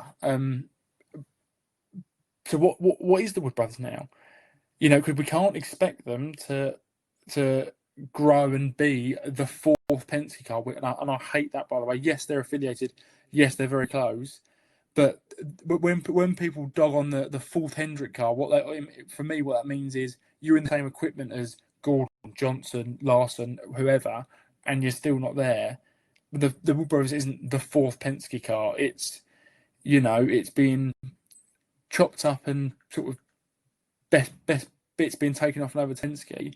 So for Jesse Love, a guy who hasn't won a lot of races in O'Reilly, he is incredibly talented, one hell of a wheelman, but he hasn't done the Zilich flashes of wins, or even Gragson. I mean, he had the 8-win season, didn't he?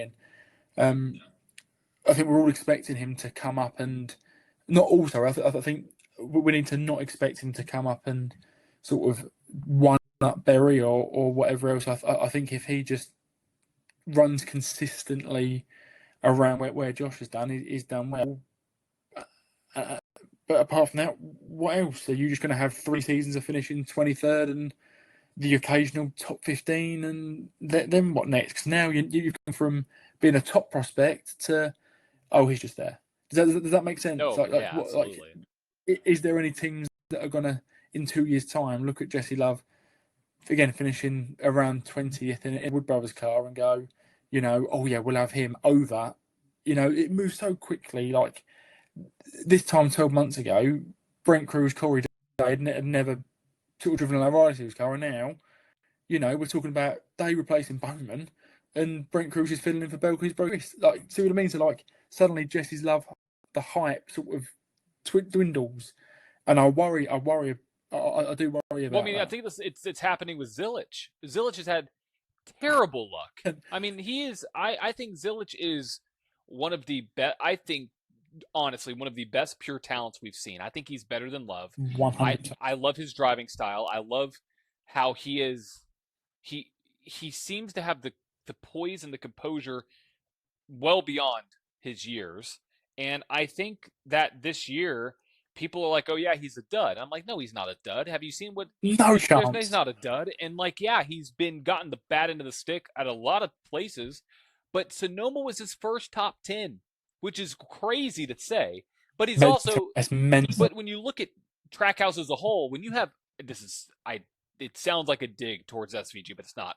But when you have SVG being your best oval guy, you have something going on. You know what I mean? Oh, yes. Like, yes. Not to say that SVG's not have been a better oval driver, but you have Ross Chastain out there, who's I think he's a really good driver. You have Connor Zilich, he's a really good driver. But when you have, I'm looking at the points right now, when you have SVG in 14th, Chastain in 22nd, that shouldn't be that big of a gap. It should not be that big of a gap.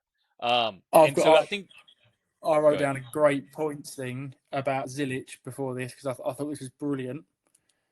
So the point swing between Hamlin and Reddick has been 166 points, right? And think about how quickly that's happened, okay? Kevin Magnussen's done 1 race. Connor Zilich has done 19, and there's a 188-point difference there. Wow. Yeah. So I know that's a lot. But when you think about how bad of a rookie season that's been, that Kevin Magnussen's done 1 race, which he did good in, but he wasn't. I mean, where did he finish? Was he even a top 20? No, it was like 25th, something like that. Yeah, and Zilich is 188 points ahead of him, which sounds like a lot, but after 19 races, do you know what I mean? But when I saw that, I thought that was mental. So if we do the math, hold on, because this might actually, hold on. So if he's Kevin Magnussen has scored 11 points. If you multiply that by 19 races, he would have 10 more points than Connor Zilic right now if he averages the same amount comparatively to Connor Zilic. That should not happen. Yeah, that should not happen. No, and so it's not for someone who is saying he's going to win his rookie season and everything else. Yeah, I mean, I was huge on him. I was like, this dude is going to come out here swinging, but then it enters the question is like, not that his track house a dead end, but like, what is this going to do for Connor Zilic's stock going forward? Like, I think everybody knows how good Connor Zilic is. Jesse Love, I think, could be on, like, we have to see what he does in the Cup car, but I think also on the flip side now, Corey Heim's getting in at the exact right time. I think you have to take a consideration to that, because I would put Corey Heim and Connor Zilic on the same level. I would put Jesse Love below it. Yeah. But Corey Heim getting a win and a top 10, like, not that it's not because he's a good driver. He's getting into Toyota at the exact right time to be good, to be in equipment that can 100%. Go out there and run top 10 in practice times, run top 10 in the race consistently. Zilic, obviously, he wrecked on lap 1. So, like, yeah, which is hard, and it's not his fault, is it? And you know, he has been caught up in a lot of just wrong place, wrong time. And on the flip side with Heim, I cannot tell you, I've never had the pressure from you know, being a professional race driver in a series like that, but getting that first win, getting that monkey off your back. His whole career now, he hasn't done a full season in the Cup Series, and he has not got to go into ever. Even in his rookie campaign, and going, when's that first win going to come? When's that first? He's done it. The pressure's off. I've proved myself. It's a mindset shift, because I love 100%. The psychology and mindset behind racing. Like, it's one of my favorite things, because when you think about it, it is a completely different mindset to now go in, like you said, to his rookie season, not having to worry about it. Like, I pre-ordered that diecast the second it came out, because it's unbelievable. Plus, the scheme is badass. But like, when you have that there and you have that win, you are looking well beyond what a lot of drivers wish they could even get. Like, the amount of NASCAR drivers that get to Cup that don't win versus that do, I mean, you're looking, I mean, it's a small percentage of drivers that he's already in. And so yeah, it changes the complete mental picture of that. But also, sponsorships increase in value now, because he has a higher stock. He has a win going into his rookie season, which I wonder what the analytics are on that and what the statistics are of a driver going into his rookie season with a win already. I would love to know the list of those drivers who have, you know. Was Haley full time? Had he had his rookie season in Cup when well, it must have been. No, yeah, he must be one, mustn't he? Because he won in Daytona in 19. Yeah, he won in Daytona in 19. Yeah, absolutely. I don't know if he was full time, so I would love to know that list. But it's a completely different mindset shift getting that off your back, because you know you can do it. That's the thing, is like, it's not like, oh, is it going to happen or when? It's like, or it's not if. It's a matter of, okay, how can I make this happen again? And him getting the win in the car that he's going to be taking over. I mean, watch out. Like, watch out. One of my friends, he's a creator, Multigrid Mashup. I'm not sure if you follow him or not, Andrew. He put out there, and he was very clear. He was like, I think Corey Heim is going to be top 10 in points in his rookie season. And I was like, holy shit, that is a bold statement. Then he comes out and wins San Diego and finishes top 10 in Chicagoland. And I'm like, I'm like, okay, that is a very strong possibility. Like, I mean, it's there. So I think it's great to see. Because it shows you how good he is, genuinely how good he is, that he can perform. And I want to ask you this question as a driver, because I talk about this a lot, and me and my wife talk about this. You could be in the best equipment and still not win. I think that there's a misconception around, oh, he's in the best equipment, so of course he won. No, you have to execute in that good equipment. Do you, from a mindset perspective of, let's say you're in the best equipment as a race car driver, do you think there's more pressure knowing you're in really good stuff to win? And do you think that there should be more of a more credit given to drivers that do well and execute when they're in those positions to have the best equipment? I see. For me personally, I find it a lot easier when I have the good equipment. So Last year when everything was just firing on all cylinders, it was just everywhere I wanted that truck to go. It was the front had loads of positive bite. As soon as you crack that throttle, it just gripped and pulled you. I mean, it was like it ripped your arms off. It was that perfect. I was driving as if you was driving your nan home from the shop. It was just like no effort, just la la la la la. Whereas this year, where I've just found out what the issue is. I've been really struggling with grip, and as soon as I lose that, and when you're trying to lean on that outside rear tyre and it is slipping and the sort of sidewall's falling over on itself, and you haven't got that sort of bite into the track that you want, I start overdriving. I start, I should be hitting this, but the car is only giving me this for whatever reason, so I try and make that gap up. Whereas if I just hit this consistently every lap, it'd probably still be enough. So I think, for me personally, I give a lot more credit to when people talk about when Chastain was running for Motorsports and he'd take that 25th place Xfinity car and he'd get a 15th with it. I have a lot more respect for that. And I had a great conversation with Matt DiBenedetto in 2018 at Homestead. It was in the middle of my Clio Cup stint where I knew I couldn't afford to compete, and I was just having a bit of a spiral with it. And I said, look, how do you turn up every weekend? And this is when he was in the Go Fast car. I said, how do you turn up every week knowing that you are good enough to compete and just settle for being 28th? And he gave me a lot of advice, a lot of wisdom, just little tidbits that I still think about to this day. Not only in racing, but in life in general. About just being not getting over your skis and being content. So I have a lot more respect for, and this is what I always do after a race as well. I always look down the order and see, I don't know,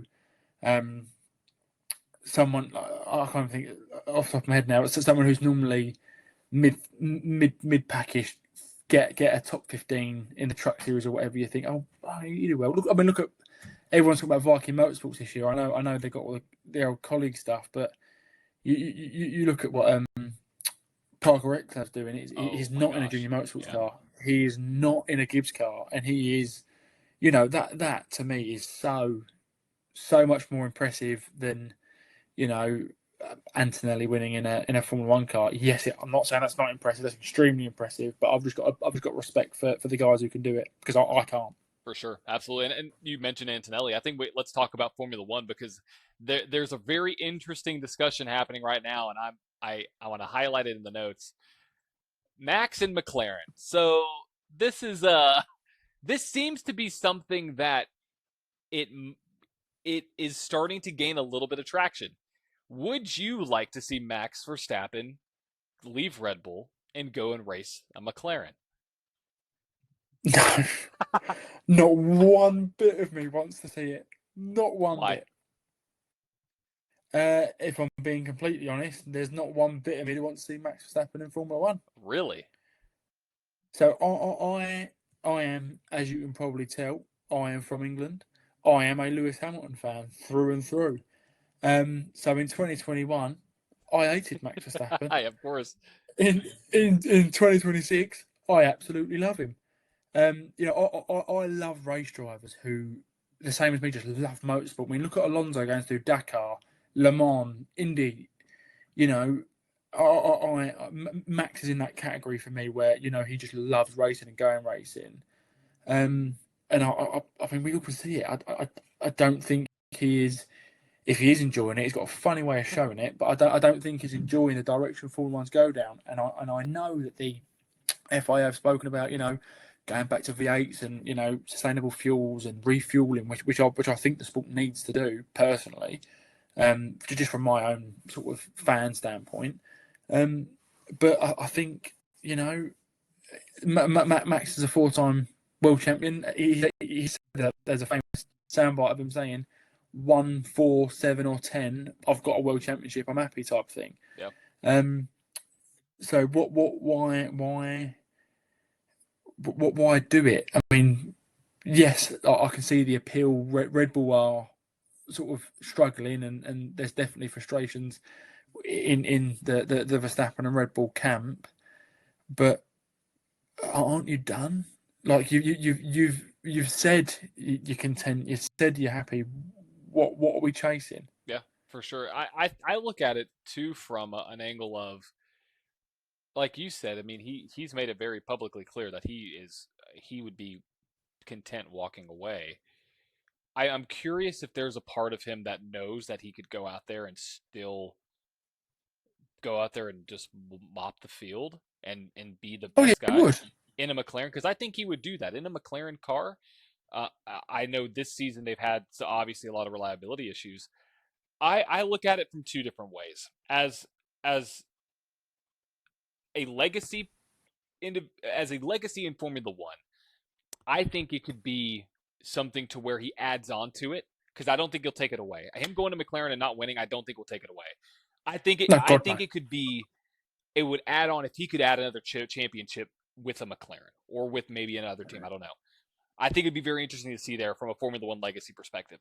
On the flip side, he's made it vocal he wants to race the Rolex. He wants to do all these other things. Yep. Why not, like you say, do it now? Like, you could exit Yeah. when it's absolute crap and you don't like it, and it's going to take how many years to get back up to where he would maybe even feel comfortable? Oh yeah. Like, at that point, he would be, because he's 28 right now. I mean, by 2031. I mean, he's still young-ish. I say that like we're freaking old, but like he still would be in his early 30s. He still would be in his prime, right? He would still be able to go out there and do it. Could we see him leave and come back? Like, yeah, I think I can personally see him taking a sabbatical, going off and doing what he wants to do, and then when Formula One put the money where their mouth is, and we are running sustainable run V8s, and we're pushing the tyres to the absolute limit because the fuel's going quicker than the tyre life is, and then yeah, I could absolutely see him come back. And my God, every team on that grid would have him, no matter what, because he is undeniably just the. I think I said this before. I don't like comparing eras and drivers. Right now, he is the best, my most talented race car driver in the series, if not the world. So every team would snap him up. So I see that more as a possibility than him taking a punt and going to McLaren, unless Zach Brown's got the bag and he's going to secure it. But I think Max is probably pretty comfortable with his with where he's at in that regard. So yeah, I love a good silly season speculation. I just personally can't see it. You see what Zach Brown has done with McLaren and IndyCar. I mean, brought in Scott Dixon and Rosenquist, which I don't know if you saw my video about Christian Lundgaard. Lundgaard got screwed, and I made it public and I put it out there. And I think Zach Brown could do that. He could. Imagine in your top two teams, you get a 6-time champion with Dixon, and then you get a 4-time champ with Verstappen. What do you like? How much money is flowing around there with those Gemini partnerships? Holy cow! I mean, it would be from a business perspective. Oh my goodness! Like, you want to talk about? From a commercial side. Oh my goodness! Massive. But unless I don't know what Max would have to accept, right? Like, because you have more. He's a dad. You're a dad. I mean, you race. Very different. I mean, you still are very similar when it comes to like where you are in your lives. I mean, he's made it very clear he wants to spend more time with his family. Him racing with McLaren is not doing that, right? So that's what I mean. Where's the want in this from Max's perspective? Like, he's not chasing a world championship. He's not chasing more like race wins and wherever else. I mean, of course, if it was there for taking it, he'd take it. But he's done it. He's proven himself. Everyone in the world. I mean, we live thousands and thousands of miles apart. You know how good he is, and I know how good he is, and everyone around the world who follows knows how good he is. So where's the want? It's just if it happens, I'll be excited for it. Don't get me wrong, but I just can't see it. I mean, we all know who he'd replace, right? At McLaren, if he went, yeah. Yeah, absolutely. But where would he go? Because why would he want to go to Red Bull? See, that's the thing. I don't know. like I don't know where would I mean you talk I mean that kind of move would be so massive across so many different areas because I think Oscar Piastri is a massive talent. Um, Massive. especially for how young he is. I still believe he's better than Lando Norris. I don't know what your thoughts are. I think Piastri is better than Lando. Um, but I don't know where he would go. I mean, like, and No. with looking at, I mean, I'm looking through the rest of our notes, but like, I mean, I don't think he would go to Mercedes. Aston Martin is in a lot of trouble, and we could talk about that too. They, I don't know what's happening over there, but it's rough. And I think looking at, I want to get you. Ooh, this is an interesting conversation point because it's not even in our notes. I want to know your thoughts on Cadillac in Formula One from someone who's because obviously a lot of the people I talk to are American and are American fans, and they support Cadillac because they're the American F1 team. Obviously, there's Haas, but from uh, from your perspective, how do you interpret Cadillac right now in F1 and how what they've done and what they do and where they are and where you think they should go to be able to say, okay, we're going to battle up there besides not obviously Aston Martin, but teams that are decent, right? What do you think? First of all, for me personally, I don't know whether I live under a rock or it just didn't correlate, but from what I know, aren't Cadillac the really big, comfortable cars? And so I didn't quite get the branding choice for it to be Cadillac over like a Chevy or whatever else. Because again, we don't have Cadillacs over here, I mean, they do have the so sports car line. I mean, they do have. I mean, this the no. Honestly, again, I may live under a rock, and people are probably absolutely roasting me in the comments, but I had no idea that they were they're perceived over here from my perspective as a like the big comfy family sedans. Um, but yeah, I mean the from the American side of thing, I think it's brilliant. I mean, my God, if there's one thing America does well, it is sports and sports teams.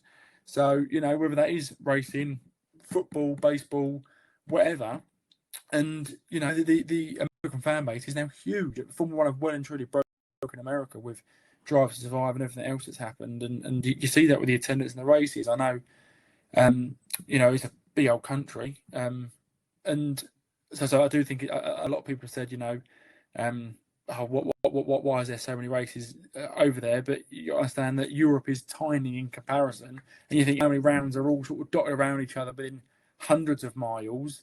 Yeah, Miami to Vegas is thousands of miles. So um, that might be an exaggeration, no, but you're right. It's thousands.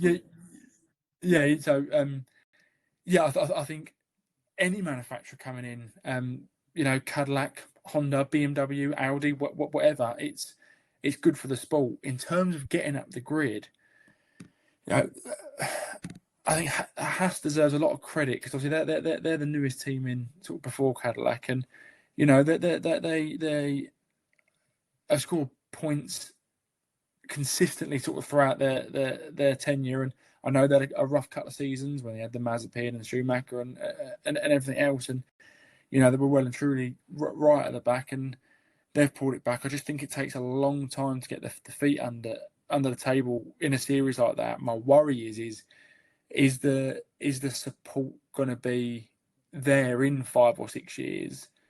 Almost like how Haas were the American team until they didn't do much for a few years, and now it's like that from my perspective over here, that hype seems to have died down. I just hope that doesn't happen for Cadillac, and it's just GM, isn't it, Yeah, Cadillac? yep. Yeah, I hope the GM doesn't that they're willing to wait it out if that I makes agree. sense, because it may never come. It may like Cadillac being a race winning team may never happen. So it depends what their intentions of being in the sport are. I hope they stick around because 22, 24, 26 car grids it's just more of a spectacle, isn't it? Absolutely. It's what they would want, I think. So I want to go to now hot takes because I think that is fun, especially with NASCAR and Formula One. Okay, so give me your NASCAR hot take, and I'll give you my NASCAR hot take. So I'll let you go first. What is your one So hot take for NASCAR?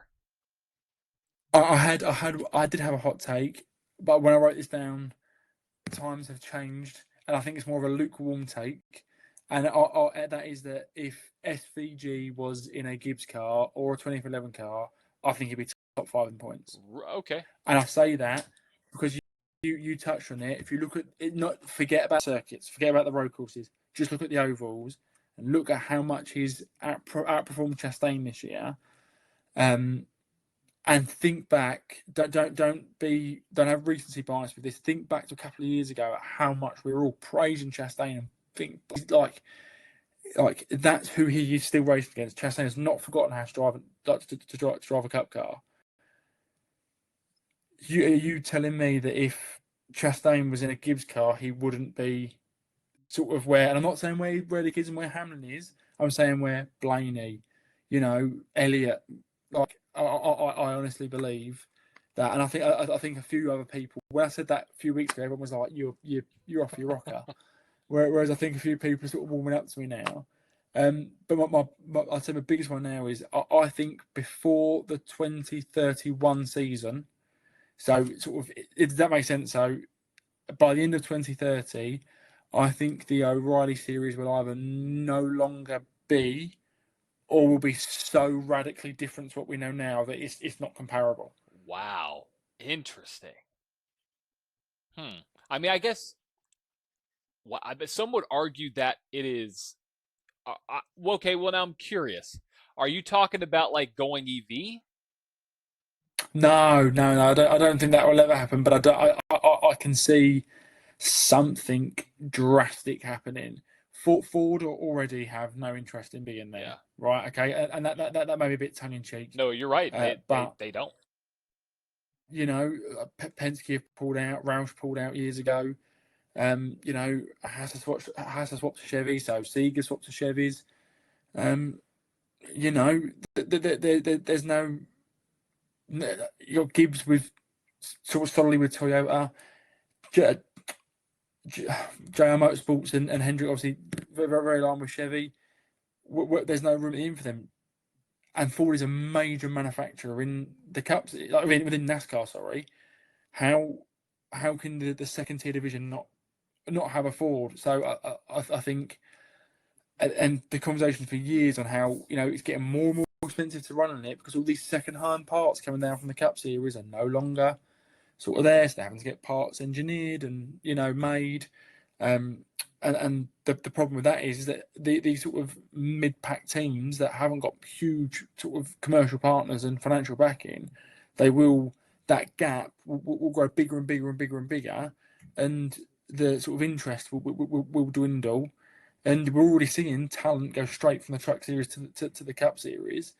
I mean, we spoke about it. The two most probably exciting prospects to come into the Cup Series have been Hocevar and Heim, and they jumped straight there. What purpose is it serving? It was the Pony Series forever, but now Ford are using the Mustang in the Cup Series. Sort of, I know Chevy are keeping the Camaro around for a bit longer, but it's there's. I hate to say what purpose is it serving, because the purpose it's serving is the best racing of the weekend, nearly every single weekend. But that level of motorsport is a business. It has to be commercially viable. And yes, that's a bit contradictory because if it's put on the best racing, then it's getting. I mean, look at the figures on CW. It's getting fantastic viewing figures. But it's in that weird stage, and I feel like before it dies, they're going to have to do something drastic. Yeah. I mean, I think I actually thinking about it, I agree because you're talking about Heim doing that. You're talking about Ford exiting. You're talking about how teams there's going to be a bigger delta between front and the back. Like it I can see where it's going. Even if the racing's great, I actually can agree with you that something probably will drastically change because it's you have your, I mean, junior motorsports just dominates. Like It's a junior Yeah. motorsport series, and you don't have Ford, so now you're down to 2 manufacturers. Maybe Dodge is coming into the Cup Series in 2027. They don't care about O'Reilly. No one spoke about it. When Toyota came in, they went truck and then through. But there's not been one mention of sort of the Stanley Group even talking about the O'Reilly Yeah, series. which tells a So lot. I'm worried. I mean, it makes a good point because why not? Because I think you have a lot of mid-level talent that could go up to Cup, but you don't. They're literally from. I don't know how it will actually happen. I know there's a lot of speculation, but if they do make that jump, not that it legitimizes the O'Reilly Auto Parts series, but it puts it in a hole where I think it could go down a path like you were talking about. I think it's fair. So I think my biggest hot take for NASCAR specifically is talking about SVG. You mentioned it before. Talks about Trackhouse. I think that SVG will be the next Trackhouse Oval winner.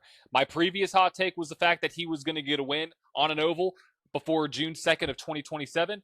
I'm going to expedite that because I just think that there is enough there for him to make the progress. We've seen it this year. I'm not confident as much as I was in Chastain. Not that he's not a good driver, but when you look at that, he's not performing as well as SVG has, which is a big issue for me. I think SVG will get a win in Trackhouse before Chastain does. That is my official one. Connor Zilic, I think, could win at Atlanta this weekend. Or Echo Park. But I think SVG, official hot take, will get a win before Chastain does in Trackhouse on an oval. Not road course.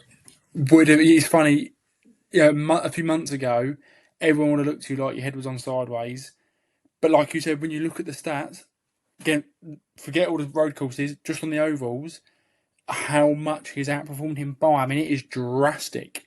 Like you say, there's only been 4 road courses this year so far.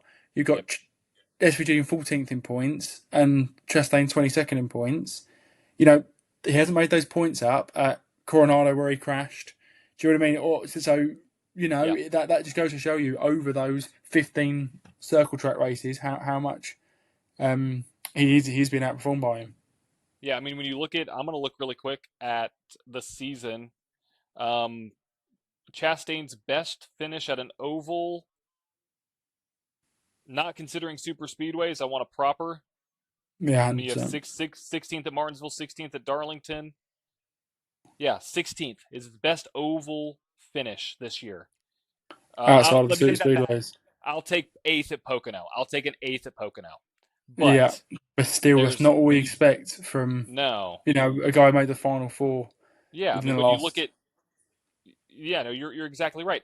SVG 5th at Nashville, 11th at Charlotte, 17th at Texas, 11th at Martinsville, 14th at Darlington, 11th at Phoenix. Like, dude's getting top 15s. That will get you in the chase. Do you mean just consistently 10th? Yeah. You know, and let's be honest, SVG was employed so he could come over, he could get a win on the road course, he could lock himself in, and that team was guaranteed 16th place points money every season. That lasted for a year. They scrapped it and changed the format, and then I become worried again. I was a huge Van Gisbergen fan before he'd come over to NASCAR, so I was like buzzing when he came over. I was worried, is he going to struggle for a few years and not have the winning you're in, and there's sort of no purpose for him anymore. And I get it. He was there to guarantee a 16th place points prize money for the season, and my God, has he proved me wrong this year? Because, like you say, that sort of level of consistency. I just hope this Austin Hill beef doesn't bite him. Austin Hill's barking up the wrong tree, if I'm being completely honest. SVG is, I think, one of the nicest drivers in the Cup garage, but he knows what he's doing, mate. He knows what he's doing. Don't question Shane Van Gisbergen. What do you You're gonna get. This is Shane. Shane's what has been his entire career. What he is that move on Hill is everything Zane Smith wanted to be. Do you know what I mean? It was so clean. It was so clean, just on the throttle for just like a 10-15 meters further, off rolling, pop. You know what I mean? Just enough, because it is all it is enough. So at that point, he was sort of off the brakes with the car's neutral, and you're at the edge of the adhesion at all times because you're pushing. Just that pop up the back, an extra couple of mile an hour in the corner is enough just to slip the tyres. Or back in the old day, like Gen 4 car, you'd lift the tyres off the Yeah. ground and it'd get light. I mean, it was just perfect. And the Beautiful. fact that, the way Priest got penalised and nothing got said over the radio, everything else, it was so calm. It was just that, in my opinion, not that because it being racing over in Europe, we don't, if you did that over here, that is like load up and go home. So I don't love seeing it, but if you're going to do it like that. Do it right. Do it right. Proper. Don't do it like Zane Smith. Do it like SVG. That's what I'm hearing. The thing that I mentioned, I said about how the Cup Series is like a stalemate with the talent pool. Yep. What I meant by that, and I thought I'd mention this just in case you did want to have a conversation about it on here, is not that there's a lack of talent. It's the fact that, let's say Corey Day goes in the 48 next year, and let's say Brent Cruz goes in the 11 next year. You tell me a driver in the top 20 cars in performance that is going to be out soon. Yeah. Because Briscoe's going nowhere, Bell's going nowhere, Gibbs is going nowhere, Brent Cruz would go nowhere, unless they struggle, obviously. Byron's going nowhere, Elliott's going nowhere, Larson's going nowhere. Do you see what I mean? It's like suddenly, like Reddick's not going anywhere. But Bubba Wallace, for love or money, I want him to not gravitate to 15th in points, but he does. But he brings enough commercial sponsorship in and everything else that they're not going to get rid of him. Corey Heim's not going. Hosevar's not going. Yeah, none of the Penske guys. The only one I think could go would be Cindric, maybe. But hasn't Tim Cindric got back with a team now? Yeah, there's that. So there you go. And family ties and everything else. It's where else? Like say, what you'll end up with is you'll end up with someone, I don't know, like McDowell said he wants Tristan McKee to go into to his car in a few years' time. Okay, great. Suarez out maybe, but why? Because he's doing really well. If he flounders in a couple of years' time and he falls out, yes, that Spy car's a sort of chase contender this year, but Chastain, is he really going to leave Trackhouse? Because he can't. Again, there's no other teams out there. I mean, Zilich isn't going to leave. This is what I mean by we're at a lock now. It's like Formula 1. Like Felipe Drogovic wins F2, dominates F2. He's now nowhere because there wasn't a gap at his time. Do you see what I mean? It's like you have these guys that rise through the ranks really quickly and then they hit. And then, like it would be a shame that, the Truck Series years ago when you had like Hornaday and Skinner, it was like fucking hard-nosed Bodines and veterans who were. Now it's the young kids, up and comers. Apart from like the odd few, it'd be a shame if the O'Reilly series become like the holding place for ever, because you get like, not that I think Austin Hill and Brown and Jones are Cup Series material. I don't, but it'd be a shame to see drivers who are good enough sort of get capped. That was the point I was trying to make. Yeah, I think I agree, because I think it's everybody's so locked in right now, and I'm going to include this too because I think it's a super interesting topic. But and we could finish with it too. I agree. I mean, there's not any top tier equipment available, and there is not the current Cup Series that we know today. In 15 years, though, because there's a stalemate now, there's no movement, we are going to have a massive shift. That's the thing. Like it's you have, I look at from that lens, because if you, looking at, really the only guys that are still here from, even, I don't want to say childhood, but like you got Kez, you got Logano, you got Hamlin, those are the ones. And then we have this huge younger wave, which will be in for 10 years, 10, 15 years, maybe more or less. And then what's going to happen then? Because if the guys that are good now don't have the spots, where are they going to go? Because in Yeah. 10 years, are they going to be as valuable? No, they're not going to No. be as valuable. The And next so, wave like, of kids coming along that are exciting will sort of overhype them. Like I said about Jesse Love in the Wood Brothers, where you sort of, yes, you're doing really well running 21st or mid pack in the Wood Brothers car. The next young exciting guy coming up suddenly jumps above you. So if you have got the top 15, 20, 25 Cup Series cars all locked out, you know, you'd have a guy come through the ranks and sort of do like a Zilich did last year, and there is nowhere for him. And then suddenly he sits there riding for 3 or 4 years, and then the next guy comes and does it, and he leapfrogs a guy who did it. Did you see what I mean? yeah, yeah. So, And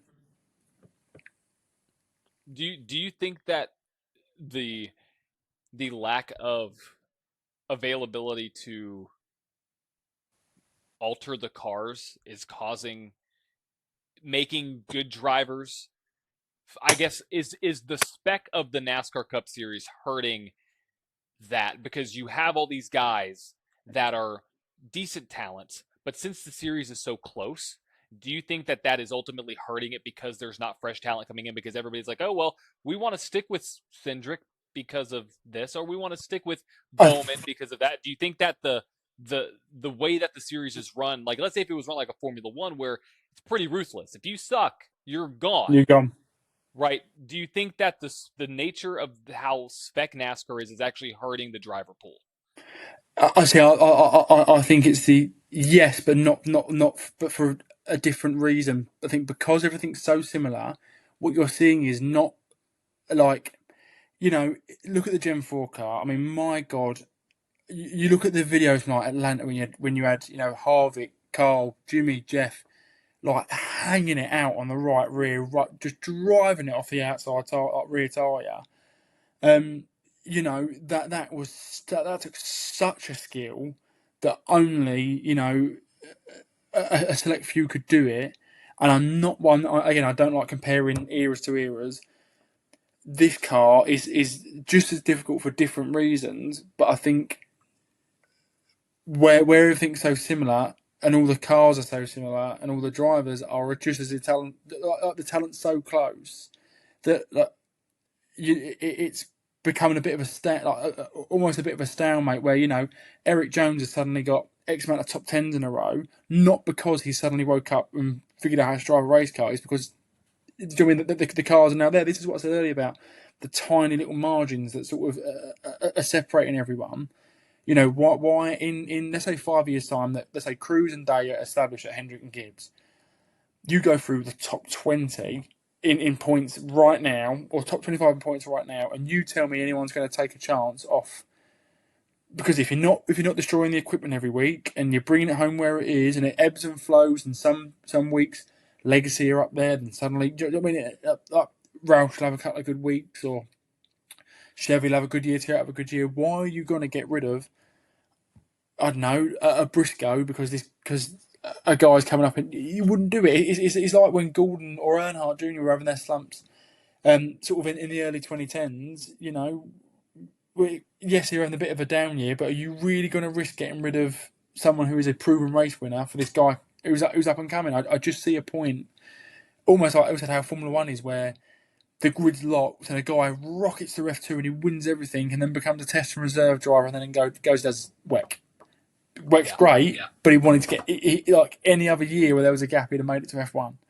That I can see that happening at the minute. I'm right there. I'm right there with you, because it's so true. Like, not that Eric Jones and not that John Hunter Nemechek aren't good, but they're Toyotas. They're a part of that camp.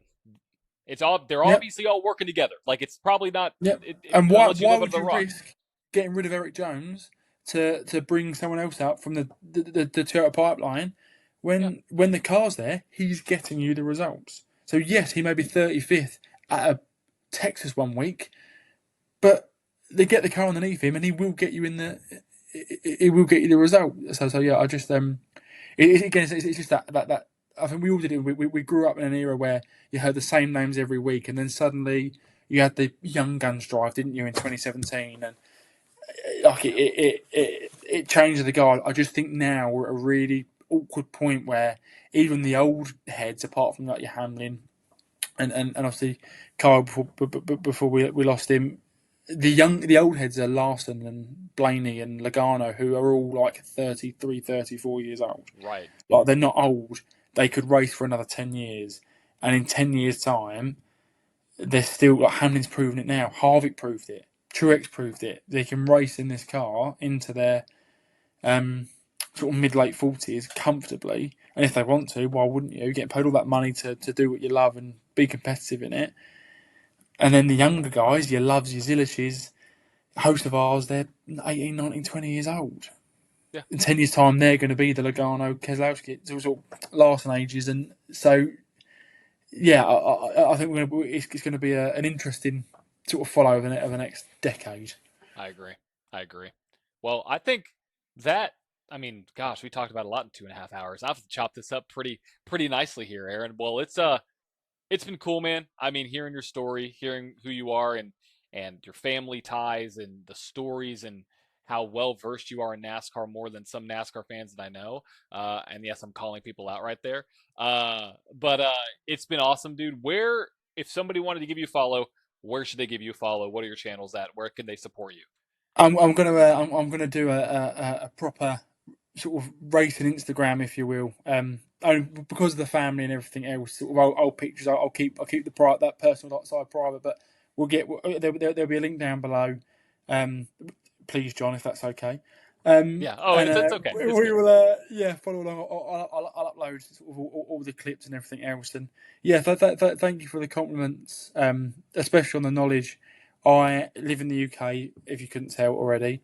And again, it's not that followed over here. It's, I spend I said to you before we started this, I've spent my life listening to podcasts and having conversations with people as if they're in the room, just sort of get that fix. And yeah, I am so unbelievably passionate about over racing sort of stateside in general, as we said, like all from local short track stuff all the way up to the Cup Series. So to get it off my chest, and my wife says I talk at her about it. We don't talk about it. I just talk at her because I need to get it out.